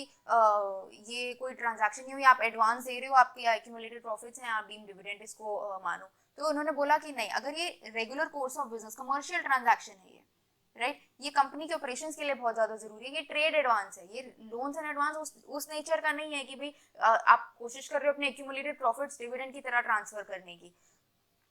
ये इस तरीके की ट्रांजैक्शन है कि भाई ये कमर्शियल नेचर की ट्रांजैक्शन है, जो कि मतलब मान लो कंपनी हर साल रॉ मटेरियल लेती है मिस्टर ए से, इस साल उन्होंने क्या किया कि कुछ पैसे एडवांस में दे दिए। अब ये तो नॉर्मल बिजनेस में चलता ही है, और कई बार ऐसा भी होता है कि आप हर बार ही पैसे एडवांस में देते हो कि वो अपना सामान इकट्ठा करेगा और फिर आपको सप्लाई करेगा।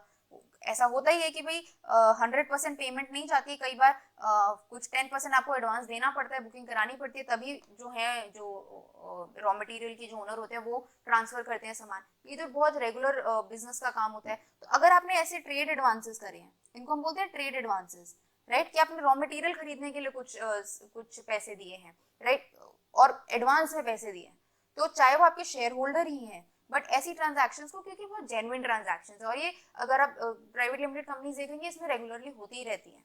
तो ऐसी ट्रांजैक्शन जो कि ट्रेड एडवांसेस हैं, जो कि कमर्शियल नेचर की हैं, जिनका आप क्लियरली बता सकते हो कि भाई ये एडवांस जो गया है ये रॉ मटेरियल खरीदने के लिए गया है, ये बिल्कुल मेरे बिजनेस से रिलेटेड है, मेरे बिजनेस की नेचर में है, ये कोई भी हमने एक्यूमुलेटेड प्रॉफिट्स को कन्वर्ट करने का हमने कोशिश नहीं करी है। तो ऐसी ट्रांजैक्शन जो कि ट्रेड एडवांस की नेचर की है, कमर्शियल नेचर की है, ऑर्डिनरी कोर्स ऑफ बिजनेस में गई हैं, तो इन ट्रांजैक्शंस को भी हमने डीम्ड डिविडेंड के दायरे से बाहर रखा कि ये तो रेगुलर बिजनेस का काम है मेरा, ये तो इतना तो मैं नहीं करूंगी, अगर इतने भी मैंने एडवांस नहीं दिए कंपनी ने तो फिर कंपनी चलेगी कैसे, राइट। तो इसके लिए इन्होंने बोला कि भाई अगर कोई भी ट्रेड एडवांस की तरीके से कोई एडवांस गया है तो उस पर 222E नहीं लगता, प्रोवाइडेड कि ये कमर्शियल ट्रांजैक्शन है। एक नॉर्मल भी अगर मार्केट में अगर मैं मिस्टर ए से नहीं खरीदती, मैं किसी और से भी खरीदती तो भी मुझे एडवांस देना पड़ता, ये कमर्शियल है, मार्केट में ऐसे ही चलता है, ठीक है। तो ये वाली ट्रांजैक्शन भी इससे बाहर हो जाती है, तो हमारा 222E भी कवर हो जाता है। अब 222F पे आ जाते हैं। 222F भी हमने कैपिटल गेन करते हुए हमने देखा था। 222F में क्या है, जब हम सेक्शन 46 देख रहे थे, हमने जब बायबैक देखा था कैपिटल गेन्स में सेक्शन 46A में, तो उसमें हमने देखा था कि जब भी कंपनी किसी भी शेयर्स, कोई भी कंपनी डोमेस्टिक कंपनी अगर होती है लिस्टेड या नॉन लिस्टेड, तो वो कंपनी जब अपने शेयर्स बायबैक करती है तो उससे उसके लिए जब वो कंपनी बायबैक करती है, ये मिस्टर ए हो गए, शेयर होल्डर हो गए, ठीक है। अच्छा, ये किसी भी तरीके की कंपनी में लग रहा है। 222E हमने देखा था वो सिर्फ क्लोजली हेल्ड कंपनीज पे लग रहा था, राइट, प्राइवेट लिमिटेड कंपनीज पे। अब कंपनी ने अगर बायबैक करे अपने शेयर्स, और बायबैक में क्या ट्रांजैक्शन होगी कि मिस्टर ए के पास शेयर्स थे, मिस्टर ए इनको अपने शेयर्स वापस कर देंगे और जो शेयर की वैल्यू थी कंपनी जो है वो वैल्यू उनको पे कर देगी। तो हमने सेक्शन 46A में देखा था कि भाई ये जो वैल्यू पे करती है, जब भी कंपनी बायबैक के टाइम पे पैसे पे करती है, तो उस ये वाला जो अमाउंट होता है जो मिस्टर ए के पास गया है, इस अमाउंट को हम इनकम फ्रॉम अदर सोर्सेज मान लेते हैं और इसमें हम डिविडेंड, इसको हम डीम डिविडेंड मान लेते हैं 222F में, और इस पे हम डिविडेंड के according income from other sources में टैक्स देते हैं, इस पे हम कैपिटल गेन नहीं देते, राइट। और कैपिटल गेन किस तरीके से लगता है, क्योंकि भाई मिस्टर ए के हाथ में कैपिटल गेन लगना ही चाहिए, क्योंकि पैसे आए हैं और ट्रांसफर हुआ है, मतलब कैपिटल एसेट गया है, इनके पास से शेयर गया है और उसके बदले पैसे आए हैं, तो कैपिटल गेन लगना चाहिए, बट कैपिटल गेन नहीं लगता है। कैपिटल गेन किस तरीके से लगेगा कि कंसिडरेशन का जो अमाउंट होता है वो जीरो कर देते हैं, कॉस्ट ऑफ एक्विजिशन जो होती है वो नेगेटिव कर देते हैं, और ये नेगेटिव कैपिटल लॉस बन जाता है। कैपिटल गेन नहीं बनता है, इसमें कैपिटल लॉस बन जाता है, राइट। इसकी ये क्यों होता है, कैसे होता है, ये सारा हमने डिटेल में हमने जब हम सेक्शन 46A पढ़ रहे थे तब हमने समझा था कि ऐसा क्यों करते हैं और ऐसा किस तरीके से किया जाता है। अब हम सिर्फ इसका एग्जाम्पल देखते हैं यहाँ पे, ठीक है। तो एग्जाम्पल में क्या है, लेट्स से पहले पढ़ लेते हैं। In case of buyback of shares whether listed और unlisted by domestic company, any sum paid by the domestic company, domestic company ने अगर कोई भी पैसे दिए हैं for purchase of its own shares is deemed as dividend in the hands of share holders and shall be charged to tax under the head income from other sources, ठीक है। no deduction of expense would be available against such dividend income, ठीक है। ये हम deduction जब पढ़ेंगे तब हम डिटेल में देखेंगे कि ये डिविडेंड इनकम, अभी तक तो भाई हम देख रहे हैं सेक्शन 56 में डिविडेंड इनकम पे टैक्स लग रहा है, हमने डिडक्शन अभी तक नहीं देखी है कि डिविडेंड इनकम पे क्या कुछ डिडक्शन अलाउड होती है या नहीं। तो ये डिडक्शन का पॉइंट अभी पार्क करते हैं, जब हम डिडक्शन देखेंगे पूरी तब कवर करेंगे, ठीक है। अब एक बार इसका एक एग्जांपल देख लेते हैं। Number of shares of A limited brought in 2020 by mister B at ₹40 per share, ठीक है। उन्होंने 40 रुपीज के प्राइस पे 100 शेयर्स खरीदे थे, तो टोटल प्राइस कितनी हो गई, टोटल कॉस्ट ऑफ एक्विजिशन हो गई 4000 2020 में खरीदे थे। अब number of shares bought back in 2025, A limited ने क्या किया, कुछ शेयर्स वापस से खरीद लिए, तो उन्होंने 60 रुपीज के प्राइस पे 20 शेयर्स खरीद लिए। तो ये जो हुआ, जितने पैसे दिए, मतलब 60 into 20 जो हुआ, ये हमारा इनकम फ्रॉम अदर सोर्सेज हो गया। तो इनकम फ्रॉम अदर सोर्सेज में डीम डिविडेंड हो गया, income taxable as deem dividend section 222F, ये हो गया 60 into 20। और जो हमारा 46A के हिसाब से कैपिटल गेन कैलकुलेट होना चाहिए, वो कितना कैलकुलेट होना चाहिए, 20 शेयर्स की बात हो रही है, और 20 शेयर्स की कॉस्ट ऑफ एक्विजिशन कितनी थी, कॉस्ट ऑफ एक्विजिशन थी 20 शेयर्स की 40, राइट। 40 रुपीज पे खरीदा था ना हमने, 40 रुपीज पर शेयर पे, तो cost of acquisition long term capital loss हो गया ये, क्योंकि 2020 से 2025 5 साल हो गए, तो लॉन्ग टर्म कैपिटल लॉस हो गया एज पर सेक्शन 46A 800 का, ये हमारा 800 का कैपिटल लॉस आ गया। फिर और इसमें कंसिडरेशन जीरो होती है, हमने देखा कैपिटल गेन जब हम सेक्शन 46 के हिसाब से निकालते हैं तो कंसिडरेशन जीरो होती है, कॉस्ट ऑफ एक्विजिशन जो है वो माइनस करके बस ये कैपिटल लॉस आ जाता है। ठीक है। अब number of share sold in December 26 by mister B at ₹70। अब मिस्टर बी ने क्या किया, कुछ 50 शेयर्स जो थे, 100 शेयर्स थे ना, 100 में से 20 जो है वो बायबैक हो गए, 50 जो है इन्होंने सेल कर दिए। तो 50 शेयर्स जो सेल करे वो कितने के बेचे, at the rate of ₹70 sell करे, राइट। तो कंसिडरेशन हो गई हमारी, सेल कंसिडरेशन हो गई, सेल कंसिडरेशन हो गई हमारी 50 इंटू 70, ठीक है। कॉस्ट ऑफ एक्विजिशन हो गई हमारी, 50 शेयर्स थे, हमने कितने के रेट पे खरीदे थे, 40 के रेट पे, राइट, हमने 40 के रेट पे खरीदे थे, तो 40 40, ठीक है, ये आ गया 30 इंटू 50, ये हमारा कैपिटल गेन हो गया। तो कैपिटल गेन क्या आ गया, 70 इंटू 50 माइनस 40 इंटू 50, ये हो गया हमारा 1500 का कैपिटल गेन। अब ये कैपिटल गेन हो गया, ये हमारे पास ऊपर कैपिटल लॉस आ गया था, ये हमारे पास कैपिटल लॉस आ गया था 800 का, तो कैपिटल लॉस इसमें से माइनस कर देंगे। Chargeable long term capital gain after set of long term capital loss, 1500 minus 800 है 700, राइट। तो ये हमने उस टाइम पे भी एग्जांपल देखा था, हम बहुत डिटेल में नहीं जा रहे हैं इसमें, मैंने इसलिए बहुत स्पीड से करा दिया है कि हम ऑलरेडी सेक्शन 46A में इसको बहुत डिटेल में समझ के आए थे, ठीक है। अब नेक्स्ट पे आ जाते हैं, ये इनके बस कुछ की पॉइंटर्स है, जिसमें से एक की पॉइंटर तो हम देख ही चुके हैं already. Then accumulated profit means profits as per companies act, not assessable profit. Income tax के हिसाब से नहीं है, accumulated profit as per books of accounts, जो कंपनीज एक्ट के हिसाब से एक्यूमुलेटेड प्रॉफिट बुक्स में दिख रहा होगा, ये उसकी बात हो रही है। Now, in case of amalgamated company, accumulated profits, whether capitalized or not, of the amalgamating company shall be included in the accumulated profits of the amalgamated company, right? ये obvious ही बात है कि जब amalgamation हुई, हमने section 47 में देखा था कि amalgamation जो है उसको ट्रांसफर नहीं माना जाता है, और जो भी accumulated profits amalgamating company के थे वो सारे के सारे उठ के amalgamated company के पास चले जाते हैं। तो जब amalgamated company के accumulated profits गिनेंगे तो amalgamating वाले भी गिनेंगे। जब अमेलगमेशन हुआ उसके बाद से सारे के सारे प्रॉफिट्स जो हैं वो यहाँ पे भी गिने जाएंगे, ठीक है। Any distribution of shares on demerger by resulting company to the shareholders of the demerged company, whether or not there is a reduction of capital in the demerged company, does not constitute dividend, ठीक है। ये भी obviously बात है कि भाई अगर कोई भी डीमर्जर के टाइम पे आपने शेयर्स इशू करे हैं, राइट, डीमर्जर की ट्रांजैक्शन क्या होती है, डीमर्जर की ट्रांजैक्शन क्या हुई कि भाई एक डीको है, इसने अपना एक यूनिट जो है वो एक आरको में भेज दिया है, और आरको क्या करता है, इसके बदले इसको पैसे नहीं देता, इसके शेयर होल्डर्स को शेयर्स इशू कर देता है। तो अगर अब एक बार को ये बोला जा सकता है कि भाई ये आपने अपना कुछ बोनस शेयर्स इशू करे हैं, तो वो बोल रहे हैं नहीं, अगर डीमर्जर के टाइम पे आपने कोई भी शेयर्स इशू करे हैं इन शेयर होल्डर्स को, क्योंकि इन शेयर होल्डर्स के बदले कुछ पैसे तो लिए नहीं गए हैं, ये तो डीको का सामान आया था यहाँ पे, है ना। तो ये अगर ऐसे कोई शेयर्स इशू करे गए हैं डीमर्जर के ट्रांजैक्शन में, whether no matter whether there is a reduction of share capital और नॉट, तो ऐसी ट्रांजैक्शंस को भी हम डीम डिविडेंड के दायरे से बाहर रखते हैं। अब हम एक क्वेश्चन देख लेते हैं इससे रिलेटेड, ये हमारे स्टडी मटेरियल का ही क्वेश्चन है। Rahul is a resident of India holding 28% of equity shares in a company, he took a loan of ₹5 lakhs from the company, ठीक है। On the date of granting the loan the company had accumulated profit of ₹4 lakhs। हमने देखा इसमें loan आ रहा है और इसमें accumulated profit आ रहा है, क्लियर कट केस होगा, ये सेक्शन 222E से ही रिलेटेड कोई क्वेश्चन होगा, ठीक है। तो हमने देखा राहुल जो है रेजिडेंट इंडियन है, 10% से ज्यादा ओन करता है equity shares in the company, loan लिया है 5 लाख का, एक्यूमुलेटेड प्रॉफिट्स हैं 4 लाख के, ठीक है। अब the company is engaged in some manufacturing activity, ठीक है, मैन्युफैक्चरिंग है, लेंडिंग एक्टिविटी नहीं है, मैन्युफैक्चरिंग एक्टिविटी है, तो डीम डिविडेंड हो जाएगा अगर कंपनी, एक और पॉइंट था इसमें कि अगर कंपनी क्लोजली हेल्ड है तो, राइट, अगर कंपनी ऐसी है जिसमें पब्लिक सब्सटेंशियली इंटरेस्टेड नहीं है, प्राइवेट लिमिटेड कंपनी है, तो ये 222E का क्लियर कट केस हो जाएगा 4 लाख का। Now, is the amount of loan taxable as deemed dividend if the company is a company in which public are substantially interested? तो क्या ये आंसर इसका yes होगा या no होगा? ये आंसर इज no, कि भाई क्योंकि कंपनी ऐसी है जिसमें पब्लिक सब्सटेंशियली इंटरेस्टेड है,